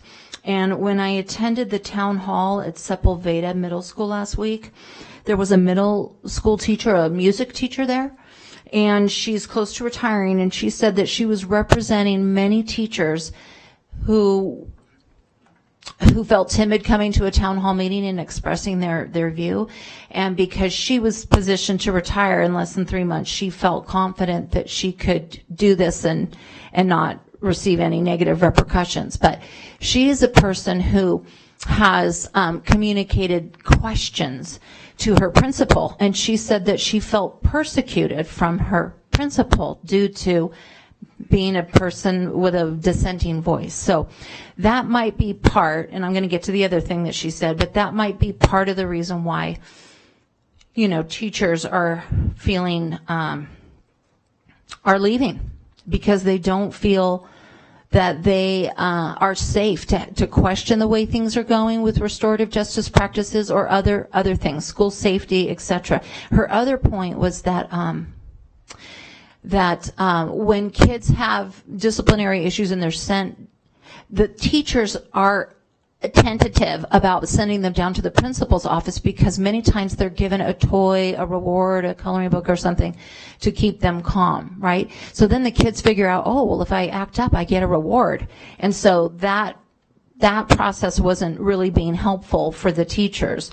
And then the teachers also feel kind of silenced, right? Because if they push on these things, they're afraid they won't get a good referral if they do decide to leave the school and look elsewhere for another job. So she was saying she didn't feel that the principals many times were supportive of the staff, that the principals wanted to turn around and give a really positive, glowing report to their area superintendent with, you know, we don't have a lot of problems, everything is going great, because these principals want to be looked upon with, you know, with good marks if they want to change schools and get promoted and so on. And I had a thought quickly, maybe it should be the vice principals and principals that ride these buses where the middle school warfare takes place. Because if you put them on the bus, that might squelch some of it, and then they would kind of see what's going on there. Okay, that's all I can fit in. Thank you. Thank you, Ms. Hall. Freeman Holbrook. Hi, Mr. Holbrook. Hi, everybody. Oh, it's already on for me. Hi, Freeman Holbrook for the record. I'm the principal at McQueen High School, and then I'm the president of the Washoe School Principals Association. And I just wanted to speak to one component that was brought up, and that's the standalone principals.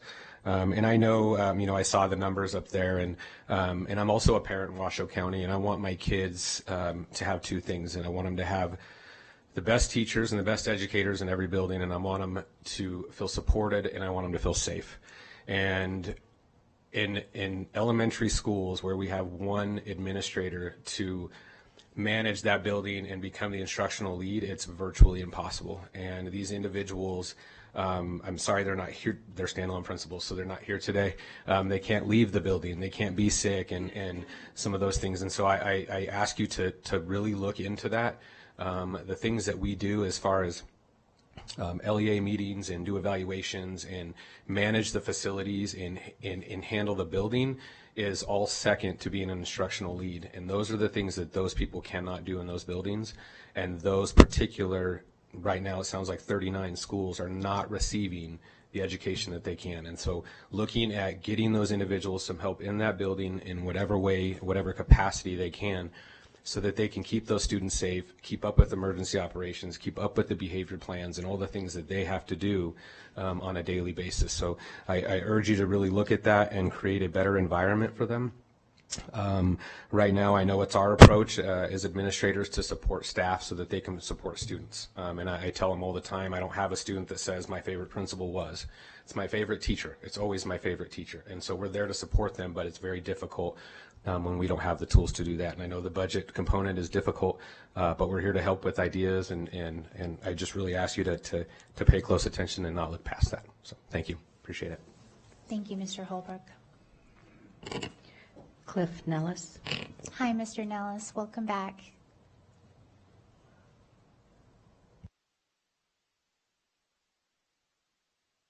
Okay, this is on. Okay.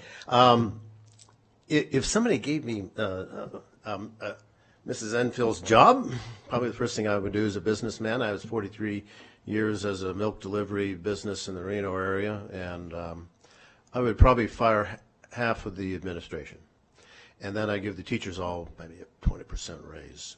I operated my business, and I paid the drivers about 30 to 35% of my gross income. So now, okay, you're getting about $13,000 a student times what, 40 students, or maybe is it 30? Let's run on that number 30. 30, that's $390,000 per year, and the teacher gets what, 75 with benefits, something like that? So there's something out of whack here, and there's just too much money. The person actually, the reason I paid my drivers so well is because they were the one actually doing the work. The teacher is the one actually doing the work. So the rest of it's infrastructure. I know you got expensive buildings, you got buses, you got to be driving around, and yeah, there's a lot of extra expenses. But, you know, I could offer my services to you guys, and I wouldn't charge you that much, how to make this thing operate a little more efficiently. But, yeah, and as far as this guy here, I don't know his name and his job, but he's right. We're probably going to face some really serious economic situation here. I would plan for at least a 10% reduction in income, you know, this coming year. It could be more like 25%, because we could be facing a major recession, right? But that's just some ideas. See, I had some other stuff I was going to say. What was that? Well, I'll save that for the last. I have some really special stuff for you guys at the very end. Thanks. Thank you, Mr. Nellis. That's all I have. Thank you. All right, so that closes the public hearing on the tentative budget. So now we're going to bring it back to the dais. Before we all start putting on some lights, and I'm also going to have like a quick touch on what it is we're going to be doing right now. Mr. Mathers, can you just briefly touch on the economic forum that happened in the state? Again, I know that this is the 30,000-foot view, but was it positive? Did people feel more comfortable? What was the outcome of that? Well, it was kind of interesting. There were lots of from the Economic Forum about the risks to the economy, and yet ultimately they revised the forecast of general fund revenues up ever so slightly. I mean, it's a multi-billion-dollar budget, and so an increase of $100 million per year in revenue isn't statistically even significant, right? But that's what they did. They rely on estimates of the executive and legislative branch staffs to do that, and really what we've seen is just continued growth of revenues, but mainly in southern Nevada. And so they used that and kind of predicated their estimates based on what is happening right now in southern Nevada more than anything, because again, southern Nevada is roughly 2/3 of the state economy at least. So it was a little bit of a disconnect in that you heard greater concerns about the course of the economy, and yet we saw a slight increase in state general fund revenue estimates. Thank you. Okay, so we're going to bring this back to the dais. So here, again, here's where we're at.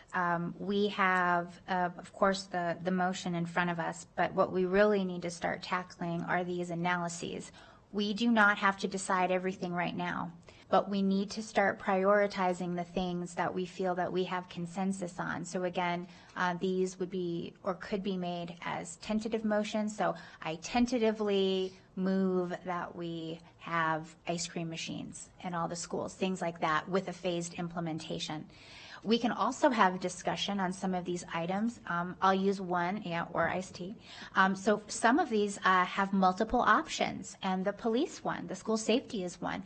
We may galvanize around one of these components, and then we may say, let's bring back this conversation to that June 13th meeting, to the June 27th meeting, and then we can see where these other items fit in the sense of the larger picture. But we do need to start organizing around what of these things we do want to move forward. And again, we can pull forward.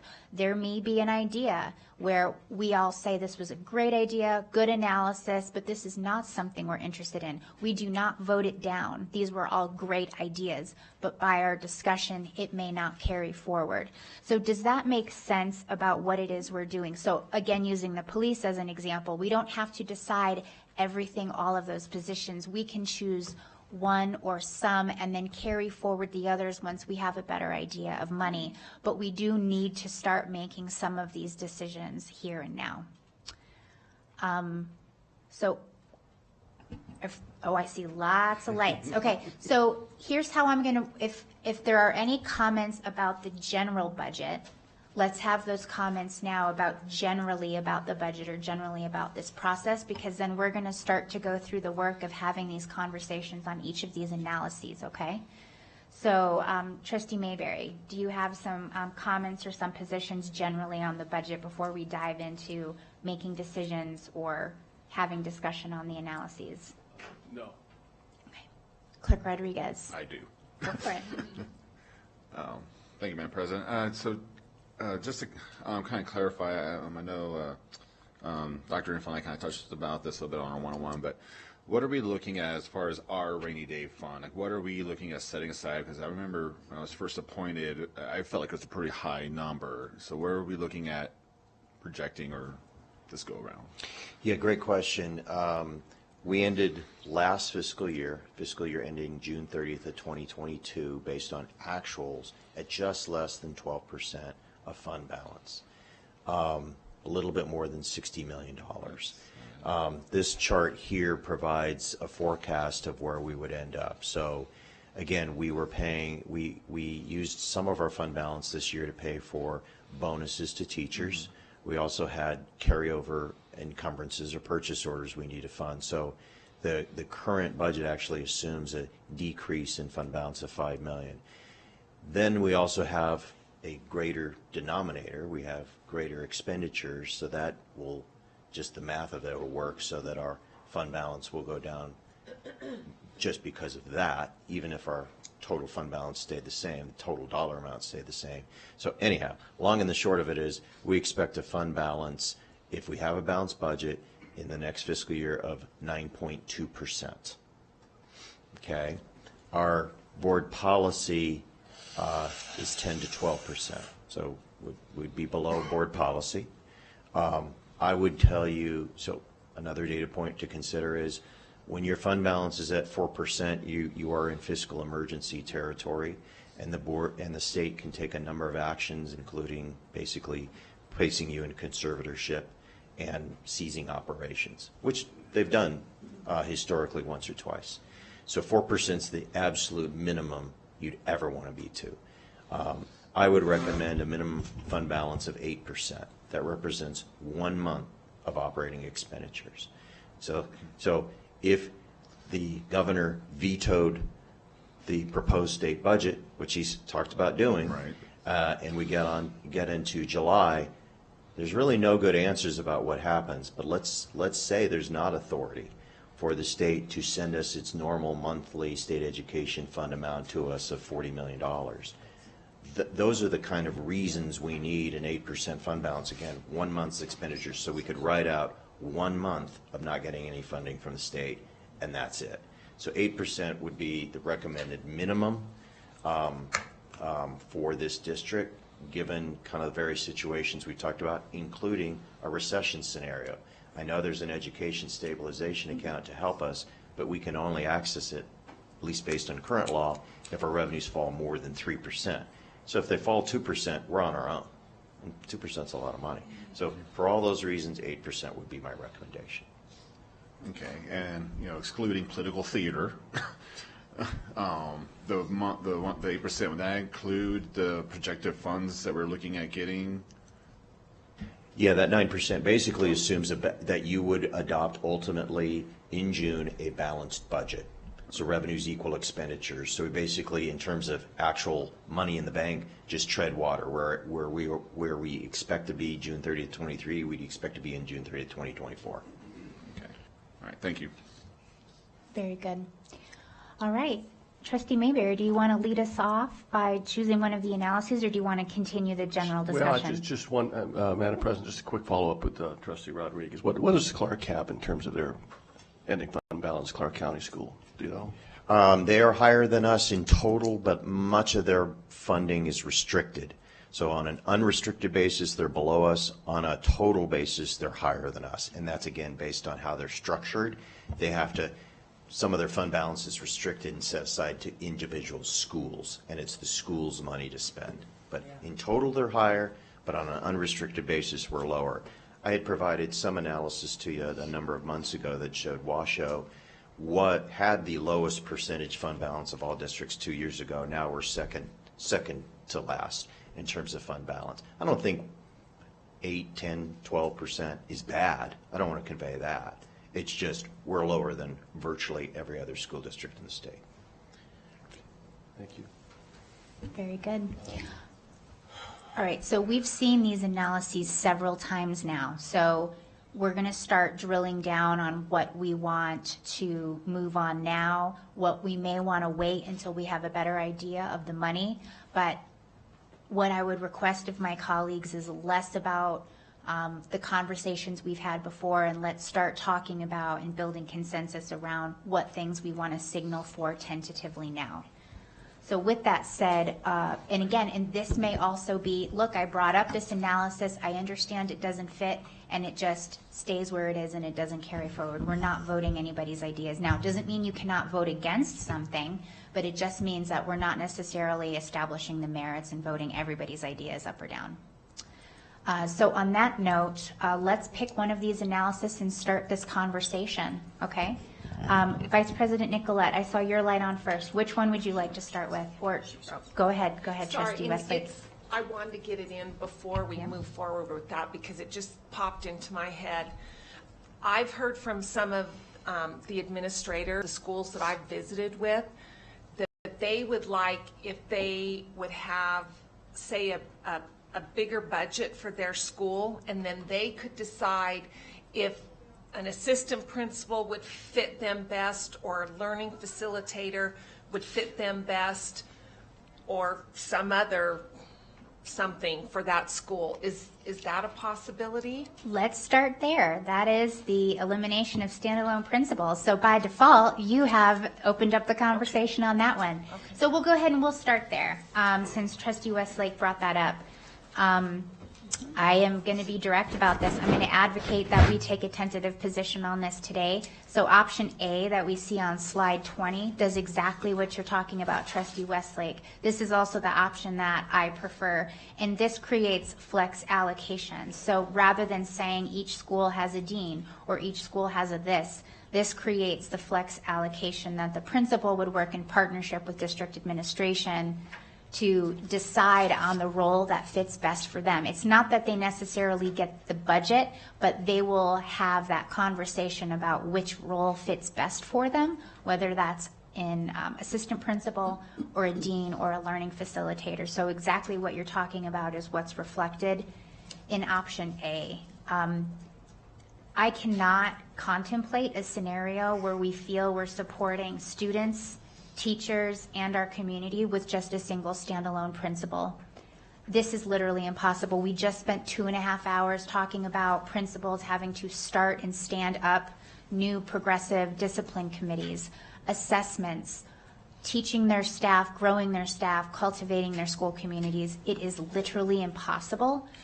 So for me, this is something that I feel very passionately about. I'd like to hear from my colleagues, but will signal that I plan on making a motion for, tentative adoption for option A, because I think that that's the one that fits the best. But I'm very curious to hear about my colleagues' thoughts.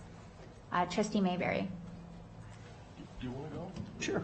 Oh, Vice President Nicolette. Thank you. Standalone principles is a perfect place to begin, and I'm with you, President. I would add to that the flex allocations, that it should be a phase-in process, because I do worry about creating 24 new positions, pulling them from classrooms, and so I think this needs to be very strategic. Our associate chiefs, along with executive leadership, can identify how to strategically manage this. And so I would concur and say option A for standalone principals with a phase-in process to be decided by the experts. Sorry, excuse me. Thank you, President Smith. I just want to add one very real reality that I know Freeman will join me in, is there's also the responsibility of staff evaluations. And for one building principal alone to have to meaningfully evaluate an entire building, it's not doable. I'm going to say it is not doable. And to the degree that they get it done, I know they're not doing it to the level that they'd like to, because it's just not possible. So there is a very practical component here that I think I just feel strongly about weighing in support of the direction that you're heading in this conversation. May I? And I would add to that, absolutely concur. It can be done, but can it be done well? Absolutely. And to that, the way we have set up our system is that they would have to be an assistant principal, and that brings another level of cost and sustainability. And so that, to me, is a totally different discussion. But yes, and again, pulling 24 teachers out of classrooms, I think that it has to be a slow phase-in process. All right, Trustee Mayberry. Thank you, Madam I'm really President. going to you this time. Thank you. Thank you. I don't want to be redundant. I agree with wholeheartedly with what the President, Vice President said. I mean, we need, our principals need help. They need resources. I know of at least one principal who took a voluntary demotion because they just can't do it themselves anymore as a principal. I mean, I've had lengthy conversations. But two, I'm very cognizant of not taking, teachers out of the classroom either. So I could certainly support option A. Can we talk about compensation too? Can I bring that up, or are we still? Sure. Well, but the other thing I wanted to talk about too, is important to me, is that compensation piece. I know this is on the minds of a lot of you as well, and I know this is a tentative budget, so I don't want to get too deep in the weeds. I believe there's a lot more out there. I really do. I mean, if I look at this 13% COLA increase is about where we are before we break the budget. Fair enough? I mean, so tentatively speaking, this is a defining moment for this district. It truly is. I would hope that we could go as high as we could in terms of any cost of living increase for our staff. And so, the best way we're going to achieve positive student outcomes is to keep our teachers, retain them, ensure that they come back, over the long term, reduce class sizes. So that's just a very high level perspective where I stand on these items. Thank you. Clerk Rodriguez, followed by Trustee Westlake, and then I'll probably bring us to a motion. Thank you, Madam President. And I kind of want to touch back on more of the questions and clarifying budget. So if we do look at, as a board, if we want to look at going to that 8% number as far as our in the fund balance or our rainy day fund, so going from 9.2 to 8%, how much more funding would that give us to do like the daily operations? Like, roughly $5 million. You think that'd be a lot? Nothing's a lot anymore. Okay, thank you for that, and yeah, it is what it. It is what it is, but I have to say I'm there with Trustee Mayberry. I know our staff's hurting. I know everyone's hurting, and we have some hard decisions ahead of us. But I mean, WC1, I love it. We could build schools, but we're hitting that barrier. How do we want to staff them? How do we want to get buses there? So it's almost like a chicken egg type of thing. But I do think COLAs should be one of our top priorities. Yeah, thank you. Thank you. Trustee Westlake. So the 24 new certified in this next budget, that wouldn't be all the schools that need it. It would be then phasing in 22 more the next year. I don't like the idea of taking any teachers without replacing them, to be honest with you, but I think that the phasing in that way and allowing the schools to decide, I'm looking at everything from a safety kind of lens, because I mean, we've said it today numerous times that if we don't get safety at the top most, we're not going to have a good school experience for our teachers, our students, our families, our admin. So the other thing, yeah, increasing the wage is important, but also listening, she left, from Nichelle, Miss Nichelle, I can't think of her last name, that these teachers, some of them aren't feeling supported enough, so just having a standalone principal, I don't know how they can be supportive to their entire staff. They're doing other things. I mean, a teacher might come in and what do they get, 5 minutes? So I think we need to look at safety and support and safety, I think, are two big components. We should look at that as far as retaining teachers and maybe attracting more teachers, and then trying to also increase their wage as much as possible.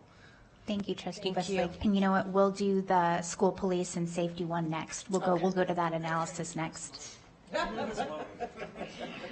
So with that said, I'm going to make this motion because I brought this analysis forward. So the motion is that the Board of Trustees tentatively approves option A of the standalone principal analysis with a phased implementation. I second. So motion by President Smith, seconded by Trustee Westlake. Is there any discussion on this item? Clerk Rodriguez. I do have a question. So, Ms. Mathers, if you can, so with option A, what would be the ongoing costs every year of option A? Ultimately, it would be the 3.7 million you see in the total budget commitment column. Yeah. Yeah. Okay, thank you. And clarification, we're funding, so I'm really confused. We're funding potentially deans or assistant principals. We're not taking teachers out.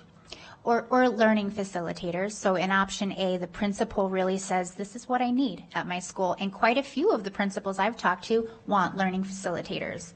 But that's because we're giving additional funding, not because we're taking the funding for teachers away. Correct. So we would fill those roles. And let me also explain why I feel a tentative approval is important today, because we need to start signaling as we begin the phased process that these positions are going to become available, and then district staff has to start building that phased plan toward it, because we don't want to just pull all these teachers out of classrooms. We need a phased plan for which schools, rehiring for those roles, and that's where the phased implementation comes in. So it's not like we vote for this, and all of a sudden 24 teachers go poof out of a classroom. That's where the phased implementation comes in, because again, we have to make sure that our children are in front of high quality instructors.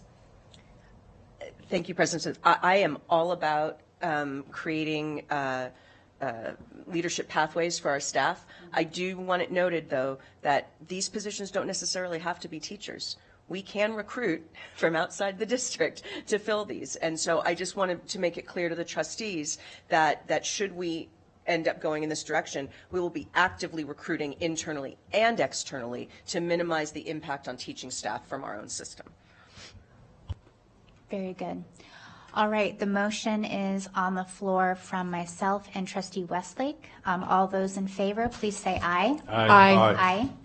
All those opposed, nay. All right, the motion carries. Thank you so much. And I know that the principals will feel that way too. So thank you. All right, as promised, let's move over to our school police analysis. There's some nuance here, team. And remember, we don't have to approve everything we want. We could galvanize around one of these ideas, and we can carry forward these other line items and values for a future meeting when we have a better idea. But if there is something we have consensus around, let's go ahead and make that, because we have to start signaling where we'd like to focus. The first light I saw was Trustee Woodley. Ah, yes, good. I'd like to tentatively make a motion for this board to adopt option D, which, for the record, just to remind everyone, that was the recommendation of the chief as well. I second. All right, I have a motion and a second, but Clerk Rodriguez, I saw your light on, so I want to make sure that you have that opportunity. Thank you, Madam President. And just for discussion on this motion, I guess, I don't know if I can make I thought it's legal here to make a motion for a friendly, for option D. Is the chief? Correct. Oh, there he is. For option D, I see options, if we go to the slide, awesome. So our options B through D, I see 8 additional officers' positions for middle school coverage, plus a sergeant and dispatcher. As I look in option D, I guess I'm not seeing how that would work. And I know I just sent Chief an email and CC the President and Susan for, Dr. Danfield, for the org chart. But I guess I would wonder, would a lieutenant possibly be a better rank to have as opposed to an additional sergeant? That's a great question, and we actually do have that job still on the books. We haven't had a lieutenant for a long, long time. So that is actually an option that the deputy chief and I discussed as well, and potentially could be very beneficial to not do this sergeant position, to bring back the lieutenant's position. And then the current admin sergeant, the lieutenant would potentially take over those administrative type of duties. Obviously, lieutenant's a higher step above the sergeant, so the pay grade would be a little bit different. But yeah, that's a fantastic question and idea. We would fully support that as well. Yeah, because I'm just thinking that span of control aspect. You know, I mean, if you already have 4 sergeants at a 5th and no LP. Correct. So I mean, if I don't know, that's something we could look to make it friendly. Absolutely. So we have a motion from Trustee Woodley. Would you? Oh. Go ahead. Okay. Would you be open to a friendly that amends option D to include 8 additional police officer positions plus 1 lieutenant and 1 dispatcher? Absolutely. Trustee Westlake, are you open to that as the second? Absolutely. All right, very good. So the motion as it stands right now is to adopt option B of the middle school police analysis. D, yes, D. D as in David, which authorizes 8 additional police officer positions, 1 lieutenant and 1 dispatcher. So everybody is clear on that. Trustee Mayberry and then Vice President Nicolette. Thank you, Madam President. Option D, 8 police officers. I mean, when I read the presentation, it sounds like it's going to be extremely difficult to get those positions. So, I mean, can you elaborate on that? You're absolutely correct. Like I said, we kind of had this discussion, I think, a couple times. If you told me today, Jason, you can have 8 more police officers, I'd say fantastic. Good luck getting them today. But just having the FTEs approved gives us something to work towards. So the good thing is, I think, as you guys have discussed a lot today with the legislature and potential increases in funding and potential increases for salaries and those types of things, that could be a monumental swing for us to get lateral hires back.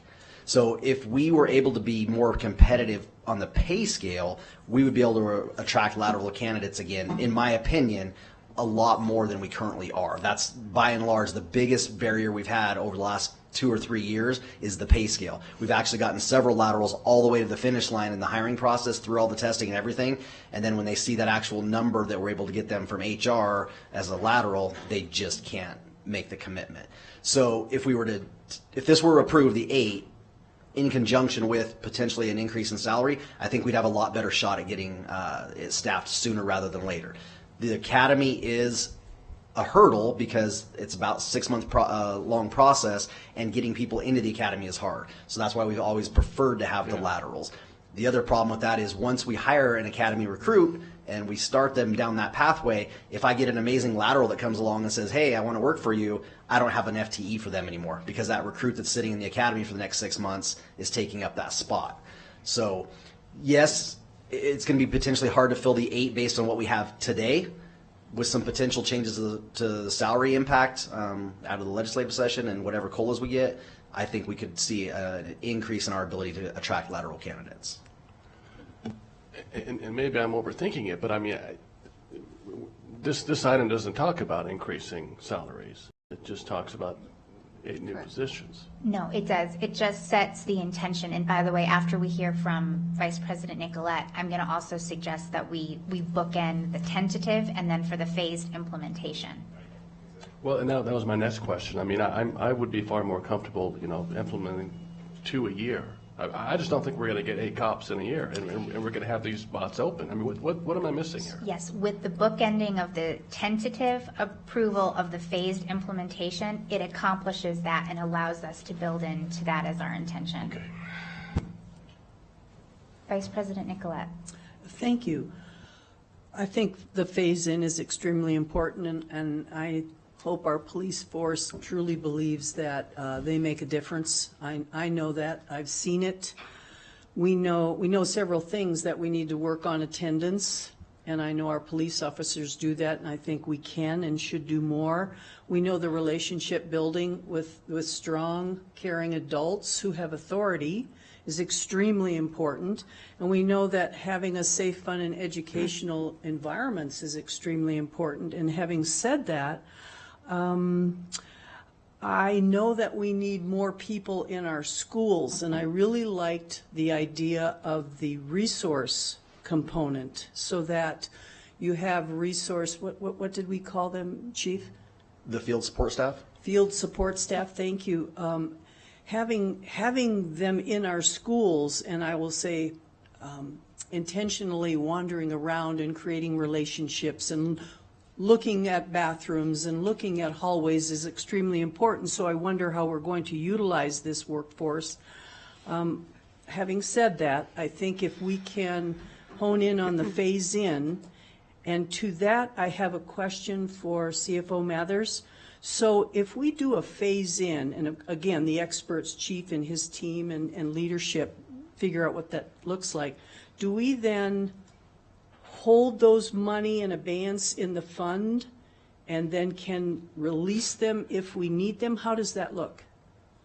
Yeah, there's different ways to do it. We might initially budget kind of a realistic but somewhat to the high end number. Say if it's 3, budget this year 3 police officers with probably the more realistic expectation we could only hire 2, but if we get a third, we could hire that third that way, or 4. We could start budgeting at 4 and then budget the additional 4 the following year. And then any salary savings again can, goes back to the general fund balance. Thank you, President. I just have a clarification on the phase-in term that we're using now, because I'm hearing it in 2 different purposes. from a budget standpoint that we would phase in to spread the dollars out over 1 or 2 years, but also from a not pulling teachers out of the classroom and creating a deficit there. Am I hearing that correctly?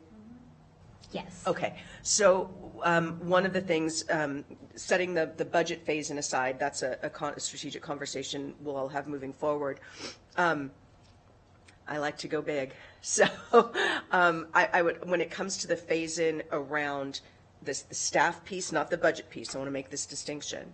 I'd like to think that with the changes that we're making, the adoption of the strategic plan, you'll be considering a motion today around day one benefits. There's a lot of things that we're doing, and we're going to put a very intentional eye to recruitment. So I would offer perhaps for consideration that on the phase-in with the impact of staff in classrooms, that it be as or if needed. May not be needed. We may be able to recruit for those building level positions without impact. Am I making sense? I don't want us to I don't want to lock us into a phase-in if we don't need to have the phase-in, but separate from the budget phase-in. Am I making sense? I've got cold brain, so I'm making sense to me, but I don't know if I'm making sense. You are. So so to be clear, in my first motion and in this one, a phased implementation simply means that we understand that it may take some time to actually get there. And the expectation is not that we're going to make 8 officers appear on Monday. We understand that there will be time. So rather than pushing everyone that you have to go find these 8 officers, we recognize that there will be some time in order to actually accomplish that. So really quick, so what I'm hearing and what I'm going to recommend is a friendly that we adjust the motion, that it is for tentative approval to adopt option D for the school police analysis with a phased implementation, which is 8 police officers, 1 lieutenant, and 1 dispatcher. Are you okay with that, friendly, Yes, Trustee ma'am. Woodley? Are you okay with that, friendly, Trustee Westlake? I wanted to maybe throw another little friendly wrench into it. Well, first, are you okay with that, friendly, making sure that we add that language in about it being a phased implementation? Yes, Okay, yes. then you're good with that. We're going to talk more about this item because there's more line items here. This is just the vote for option D, but we're going to talk more about this, okay? All right, so with that said, all those in favor of the motion as I just recounted it? Well, I've been waiting patiently, a lot of discussion. Okay, I didn't see your light on. I just kept turning it off. Okay, well, that's why I didn't call on you. No, I was looking at it. The light definitely was not on, but go for it. It echoes too much when there's too many on. I just kept turning it on and off. I'm probably a no because, and I think I don't want to put words in the mouth, but I'm back going on what Trustee Mayberry said as well as Dr. Nicolette.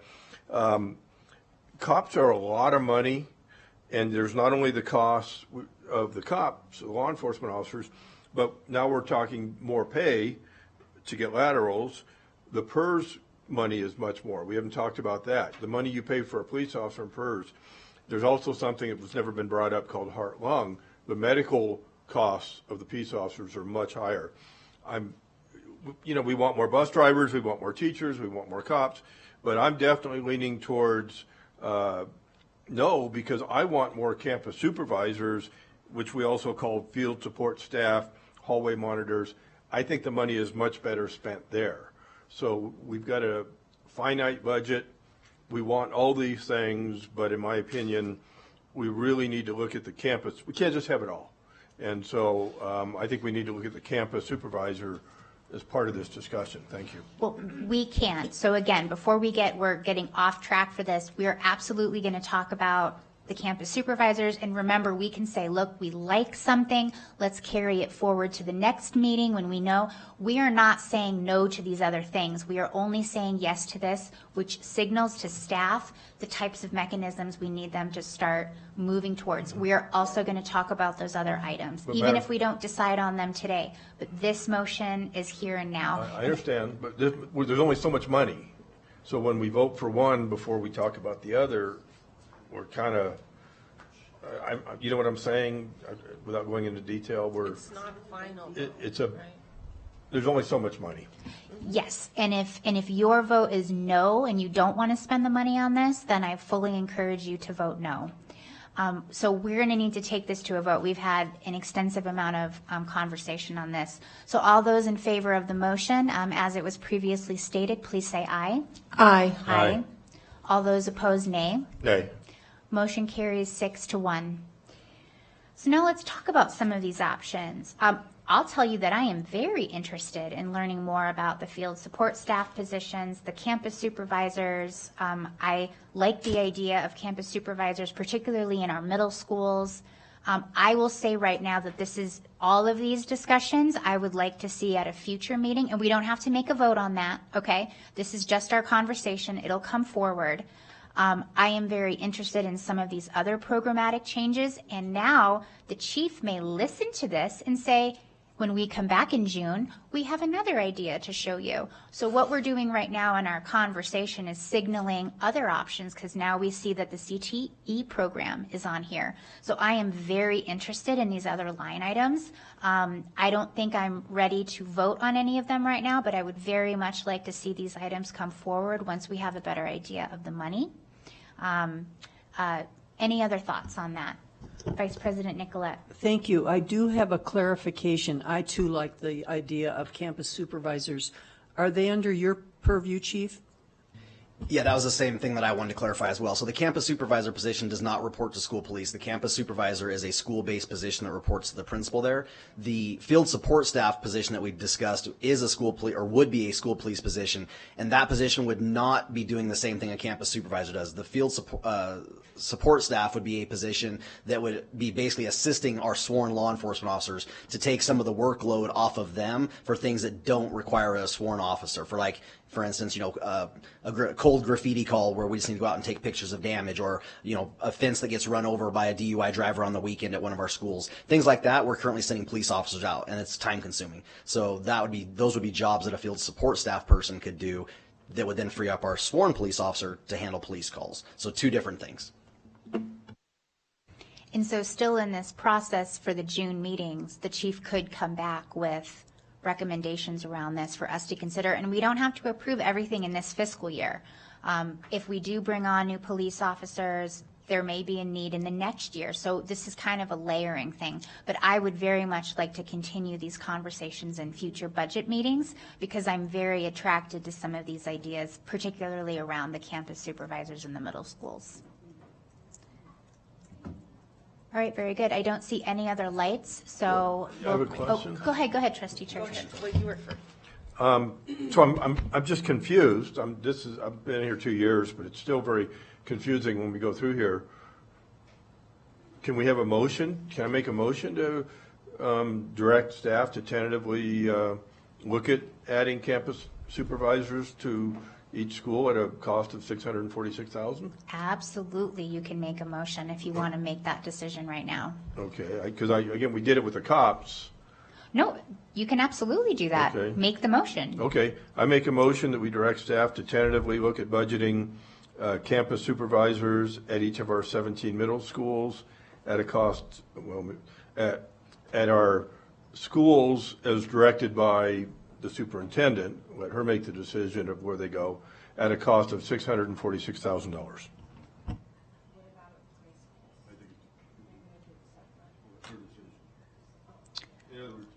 My intent is that not to let the superintendent direct where she wants those individuals to go. Okay, so the motion would be 17 campus supervisors, which may not be at the middle schools, but could be at any schools. Okay, for a cost of $646,000. I can second that. Okay, so motion by Trustee Church, seconded by Vice President Nicolette. Is there any discussion on this? Trustee Woodley. Yes, I don't like the idea of something competing against something else, and I'm just going to this is my own personal opinion. Since I've been here, even before I got here, it's been a very loud point of view from our citizenry, from our parents, from our teachers, related to school safety. This day and age that we're living in, all kind of incidences are occurring, and I just pray to God that we never have to find ourselves in any type of situation even similar, God forbid. I don't want to vote for something that I think may conflict with or compete with the ability to actually get up to 8 police officers for all our schools. We have a pot of money that we know of. We know how much it costs for public safety. This is not something that we're going to get an opportunity for every other year. I think this is a one-time thing. As the chief stated before, it's been years since they've acquired new police officers. I think we need to take advantage of this opportunity, of this pot of resources that we have, and go big and acquire these 8 positions for our school district. And I just can't vote for something that I think will conflict with that or that will be in challenge with it. So, thank you. Thank you, Trustee Woodley. Trustee Mayberry, I'm going to go to you next, but I'm going to jump in here. So I am very attracted to this in general. I may very well vote for this in the future unless it's adopted right now. I'm going to be a no at this juncture because we just committed a good amount of money towards this with intent. I am very, very interested in this role, but for me, I now need to see phase 2 of where the money lies. And then I will have a better idea of where this Tetris piece fits. So my vote will be a no, but it is not against this. I hope we get to have this conversation again if it doesn't actually pass. I just need to see where the money actually shakes out following the investment that we just made for the, $1.5 million on that. That was my vote yes for this. Anything else that I would do, I need to see where the money shakes out. So that's my 2 cents. Trustee Mayberry. Thank you, Madam President. I appreciate the motion, I do, and the passion, but I'm the same. I just don't really know enough about it yet. I'm not ready to vote for this either. We've committed a lot of money so far. For me, I want to ensure that we have enough money to compensate our staff thoroughly. So I'll be a no on this as well. Thank you, President Smith. I can see where Trustee Church is going. It's more presence, but I really do appreciate Trustee Woodley's insight. We have to do something to bolster our school police. We just have to. I mean, the public is screaming for it. The incidents are saying we definitely need to do something here. I would like to see maybe instead of the 2 rovers, so we're looking at the 6 officers, 1 a lieutenant, 1 a dispatcher, and then 4 officers, or I think it was 6 officers and then a lieutenant, a dispatcher, and 2 rovers. Bolster the police more, if possible, with looking into field support staff. Instead of 2 rovers, get them people to do reports and stuff. So Trustee Wesley, we're talking about the campus supervisors item, so that's why I have to pause you on that because we already closed that other one. But I am very confident Chief is listening to all of this, and no matter how these votes shake out, we're going to be talking more about this item in future meetings based on this feedback, just like this item has been evolving every single time it comes to us. Vice President Nicolette. Thank you. Trustee Alex, I'm listening and I'm paying attention and I'm trying to figure out how they would compete. I see them as separate and different in their roles. Campus supervisors, they're a different role. I can't tell you how many times I hear when I visit a high school or a middle school how frustrated teachers and principals are by the fact that they have to take their breaks, they have to take their planning time to monitor bathrooms because kiddos are being kiddos. And I think that takes away from the academic integrity of our teachers and our leaders in our schools, and to have campus supervisors who can create those bonds and those relationships with students while teachers are doing their planning and having their lunchtime, because we don't want them giving that up. And being there for students so that students recognize that someone cares about them and they have a watchful eye on them, and they're there and they will hold them responsible if Diane's going to tear off a door in a bathroom. And so I see them as separate and yet equally important. And so that's why I will definitely vote yes. And I do understand the whole budget ramification, because here's where I stand as our superintendent. I want to go big. And then if we have to backtrack, then we backtrack and we have another discussion. All right, very good. And just as a reminder to everyone, regardless of how this vote turns out, doesn't mean that other ideas are not going to come forward in June, okay? So on that note, is there anything?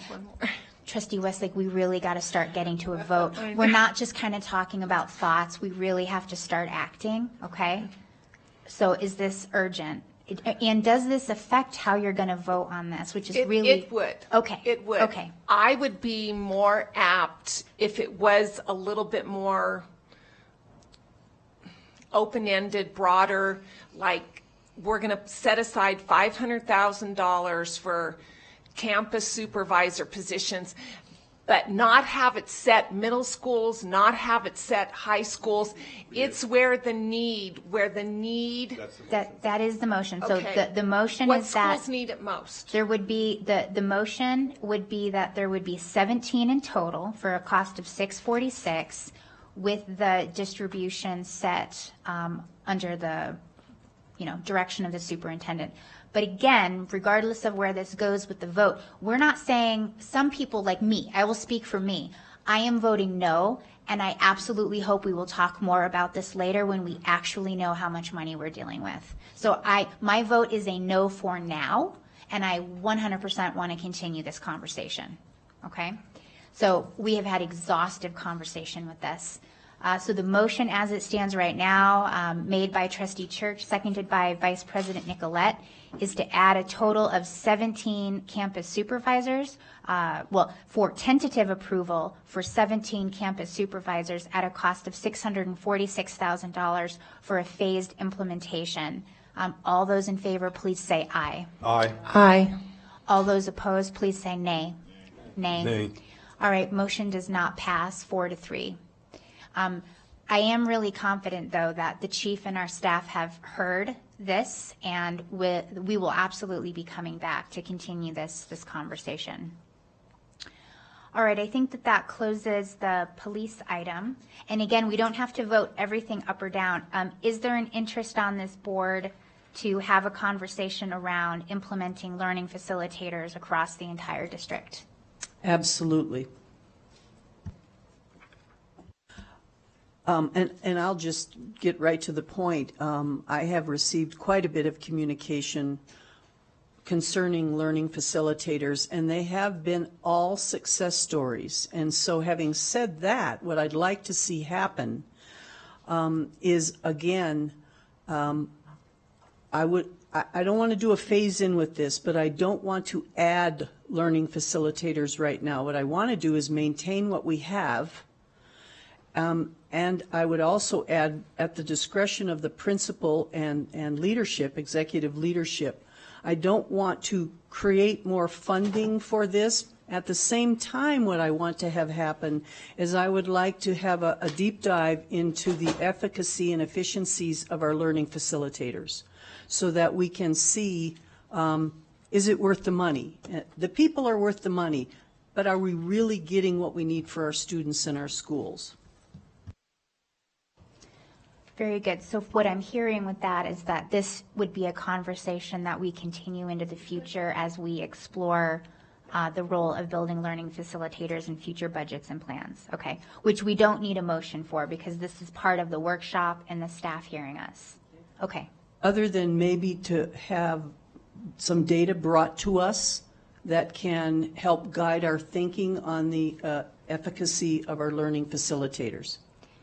And are you thinking of that, this is for the future, not in time for the June 13th meeting? No, this is in time for June 13th, because what I would like to see happen is the learning facilitators that are being effective and bringing what we need to our students in our schools can continue their work. That's what I'd like to see.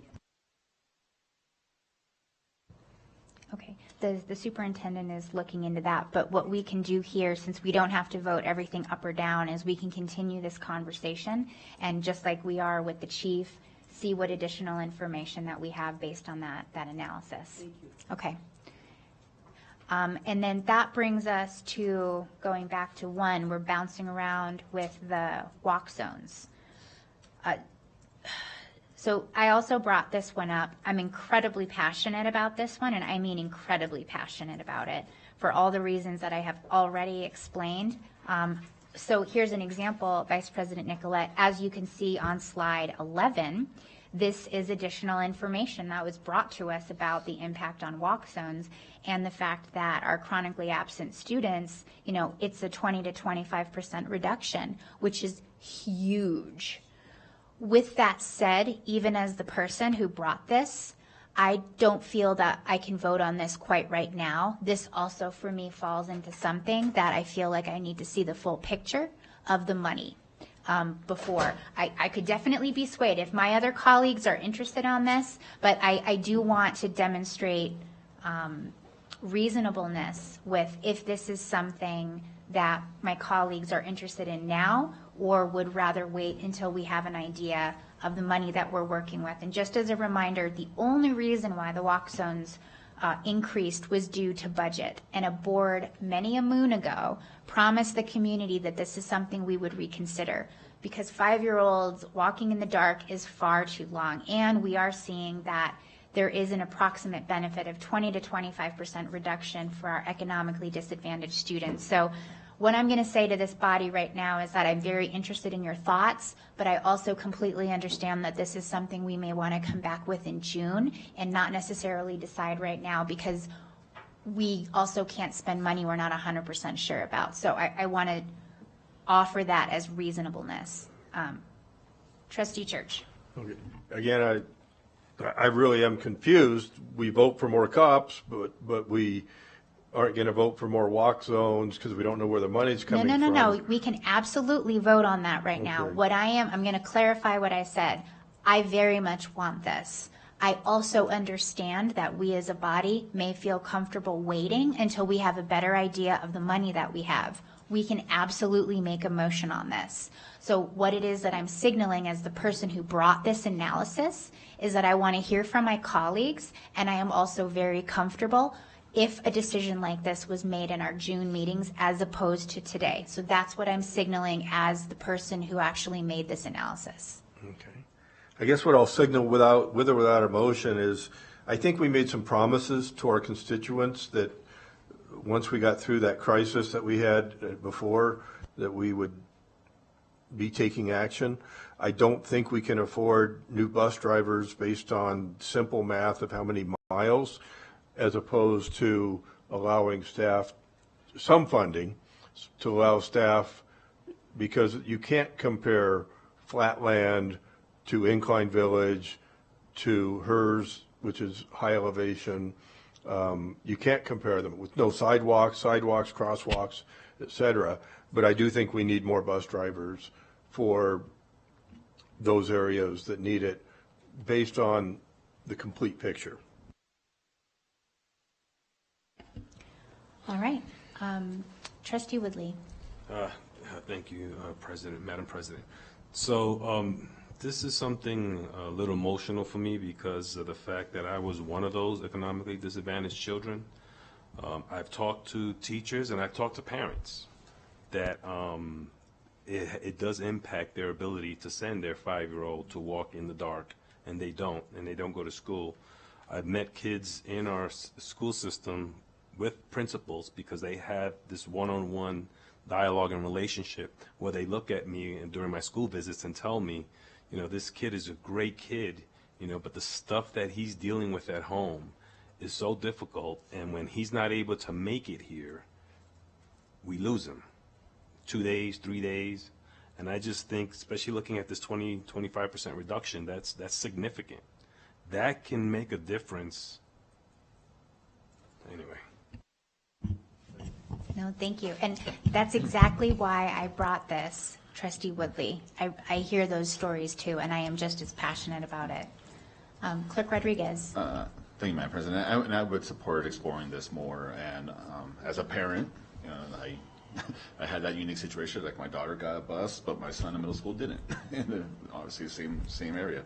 And then, you know, again, going to like I guess all rural areas where there is no sidewalks. So I would definitely like to explore this. And we did make a promise to our constituency that we would revisit this, and you know, we had the funding, and we possibly may. So out of curiosity, are you interested on this now, or were you more interested in bringing this back in June? I would like to. I would continue to discuss this and view this now. All right. Trustee Westlake. I agree with Trustee Rodriguez. We do have some wiggle room. Mr. Mather said we had that wiggle room if we went down to 8%. I think this is so important. It's safety, academics. There is the equity aspect in this. I think we need to keep it on the forefront. I mean, I've honestly seen this board vote on toilet paper dispensers that were half the amount that we're dealing with our littles right now, with our children, and getting them safely to school. So I'd like to make a motion. I might need some help phrasing it. Oh, who made a motion? We have a couple more lights. Oh, okay, we sorry. have a couple more lights. Vice President Nicolette. Without doubt, reducing absenteeism, if we have to do it through transportation, I think is a very important issue. I also consider the difference in the land, the hills, the no sidewalks, so I think it is going to take a little bit of a deeper dive.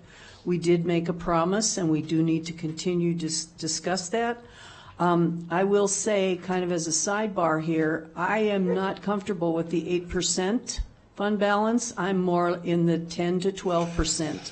That is a much more comfortable place for us to be, because if something catastrophic happens, I don't even want to name it. You decide what that is. We have to be in a much safer position. But yes, we have to look at walk zones. Thank you. Thank you, Madam President. I probably have a little different take on the walk zones, and I appreciate you bringing it forward. I really do. I was frankly a little surprised how expensive it is just to reduce a quarter mile, to be honest with you. With 13 additional bus driver positions, which I think are going to could be very difficult to attain. So I wouldn't support it right now. I certainly don't object to further analysis, but it just doesn't look like it's the best bang for a buck. But when you talk about 5-year-olds walking in the dark, that does tug at my heartstrings. So I appreciate this conversation, because I don't know what the word is. I was the proposer of this analysis. And true story, the very first thing I put for a future agenda, the very first thing as a newly stamped trustee, was walk zones. For the sake, you're going to make me cry too, for the exact same reasons. And also because I have watched little kids walk to school in the morning by themselves. And that touches my mom heart in a way that I cannot express. Now, I did mean when I said that we could have had this conversation in the future, and I offered that because I also brought forth the standalone principles. I'm feeling a bit of a consensus, and I am not going to miss the opportunity when it presents itself to me. So since I was the proposer of the analysis, I will take the privilege of making the motion, if I may. So I move to tentatively approve the reduction of the walk zones by 1/4 mile for the elementary school and the middle school, which returns to previous service levels with a phased implementation. I second the motion. All right, so the first by President Smith, seconded by Trustee Westlake. Trustee Church, I see your light on. Yeah, first of all, I totally agree with Dr. Nicolette. This is not really not where we have to get down to 8%. I'm a 10 to 12% person, final answer. And this is not what I proposed earlier, because I said it's subject to crosswalks, up and down in the snow both ways, like I did in San Diego, et cetera. This is more carte blanche. I can probably go for it, but it's not really what I was envisioning. And you're right, so we do have to set a clear boundary, because what's going to happen, and I'm going to speak for you, Mr. Lee, out there, he's going to start getting emails that says, well, there's a 8% incline on our street, there's a 13. A lot of people are going to ask for that judgment call. Now, where the phased implementation comes in, like with everything else, we're not going to make 13 bus drivers appear. What we will do in this motion is allow a period of time where we build toward it and add those lines. And even though it says likely the earliest implementation would be January 2024, we're not holding staff to that. So this, this can be continued into the future until we can actually reach these service levels, but we will be servicing the students that live in areas. So that's really where we would start. All right, any other conversation about this motion? Trustee Westlake. I just made the comment that we have the wiggle room. We know we're going to get some money. We know we're going to get some money. They have to. There's too big of an outcry right now. What that amount is, we might even be able to take our rainy day crisis account up to 15%, which we probably should just to be safe. But I just said that to give people comfort. I can see it's giving everybody discomfort. So just forget what I said about the 8%. Did she say something? Very well done. Vice President Nicolette. This would be difficult to do. Phase in with this particular situation. I would need more information as far as what the variables would be to phase in, like that school over there, we're not going to phase you guys in, but we're going to phase you guys in over here because you don't have sidewalks. So I would need concrete, definitive information if I were going to vote on a phase in. So with regards to phasing it in, it cannot be done that we would roll in one school here, one school there. The way this analysis was done to see what the costs and drivers associated with it were to unpair everything that we have and then retangle everything. So what it does is it adds 74 bus runs, and those cannot just be added to what we have existing. We have to undo everything and then redo it. So that's why it was suggested also not only the time to hire and train the drivers, but to do it over a break as well, because we're going to be rebuilding everything essentially, and more than likely having to go out to bid again with our drivers because their routes won't look the same as they started.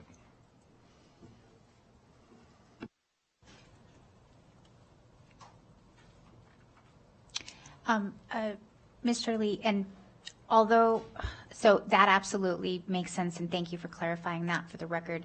The board and the district does have a history, though, of doing needs-based analysis with transportation, because we did the same thing when we had the bus rotation program. In certain areas were provided buses. So I know that we've already demonstrated applicable discretion in how we go about building these new routes.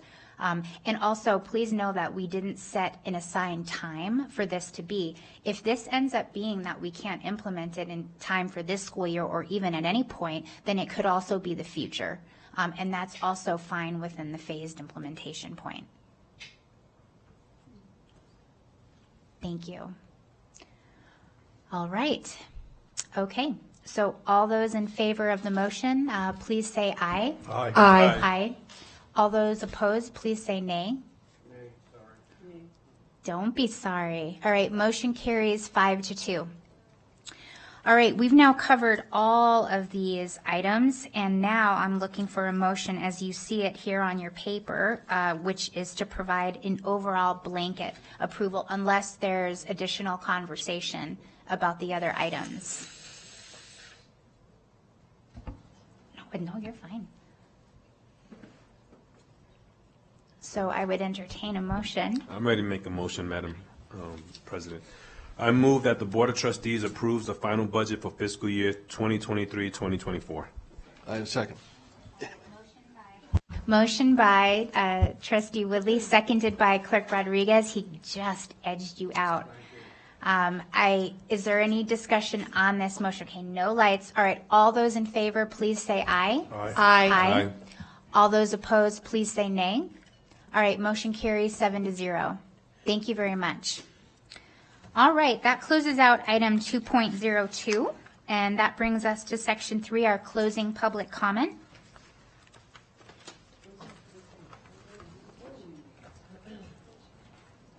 Thank you very much, Mr. Mathers and Mr. Bazzo. Excellent, excellent work.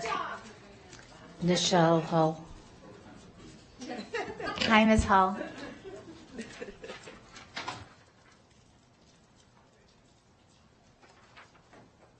Thank you. So this will be really brief. I'm just going to read a flyer that is out in the community. It says Alternative Schools for Washoe County 4-hour conference. So this would be an open invite for folks that feel like they need a different situation other than the Washoe County schools. The conference is on June 8th from 8 to noon. They can go to Wake Up Washoe County, Facebook, Instagram, Twitter to get the details on this. There'll be a couple of speakers. John Eppolito, who's a standard bearer over here at these meetings, is one of the speakers. But yeah, so this is just for people who are interested in a very small type of school that is going to be safer and is going to have an academic focus. It will not have a focus on SEL, CRT, gender curriculum. Absolutely not. So if that's something that folks are interested in, I would encourage them to RSVP at 775-439-9892, 775-439-9892. That's it. Thank you. Thank you. Cliff Nellis. Hi, Mr. Nellis. Welcome back. Yeah, it's been a lot of fun just watching what's going on here, guys. I would like to make some comments, general comments. Where did education come from in the West? We were under a religious bureaucracy that was tied in with the political system called Roman Catholicism. And you know, when they preached in the churches, they spoke in Latin. People didn't even know what they were talking about. And then came along the Gutenberg Bible, and you know, the institutions, the bureaucracy did not want that. It wanted to keep people in ignorance. And so the Protestant Reformation said, hey, we got the Bible now. The problem is people can't read. People were ignorant. They could not read back in those days. And so they started schools. So that's where the Western schools came from. And like Harvard and all these big institutions, these were all started by Christians, preachers, and things like that, because they wanted people to be able to read and write, basic things, read, write, and arithmetic, 3 R's, I guess. But you know, the founders of education understood there had to be a moral teaching. There had to be a moral foundation. You had to have a moral society. And we have expunged that, you know, from our education system. And I'm going to bring up a suggestion here. And I know that, you know, I just want to dialogue a little bit, because I know that you can't do this. But you may be able to someday. It might be possible. How about if we divide the school district into 2 separate districts? This district here of Washoe County. Now, I know the state constitution says there has to be 1 district per county. I mean, we could change the constitution, or we could make it a sub-district. And I'll volunteer my time. I won't even charge you guys anything. I'll be like the head guy that organizes this. Just give me 1 high school, 1 middle school, and 2 elementary schools. And we won't get any federal funding, because we won't get those guys telling us what to do. It will actually be a public education. The public will be involved in this. And because, see, we have a divide in our society. We have there's 3 primary religions. There's atheism, which is religion. There's paganism, and then there's the Bible religions, Judaism and Christianity, based on the moral laws of Moses. And so or what is our society composed of? We have a system that's funded by taxpayer money, and we really need a system that represents it. We have an atheistic system here, you guys, and that's why it's fallen apart. And yeah, you're trying to patch it together, but it's just not going to work. That's my opinion. But until you start laying moral foundations, and you actually, as I mentioned before, you have actual real penalties for violations. And thank you very much, Mr. Nellis. Yeah. We appreciate it. Okay, Thank sure. you. The board received an email from Pablo Nava-Duran. Thank you very much. All right, that closes item 3. And this was an incredibly effective work session. So now item 3.02, I will adjourn this meeting at 1:30 on the dot. Thank you all very much.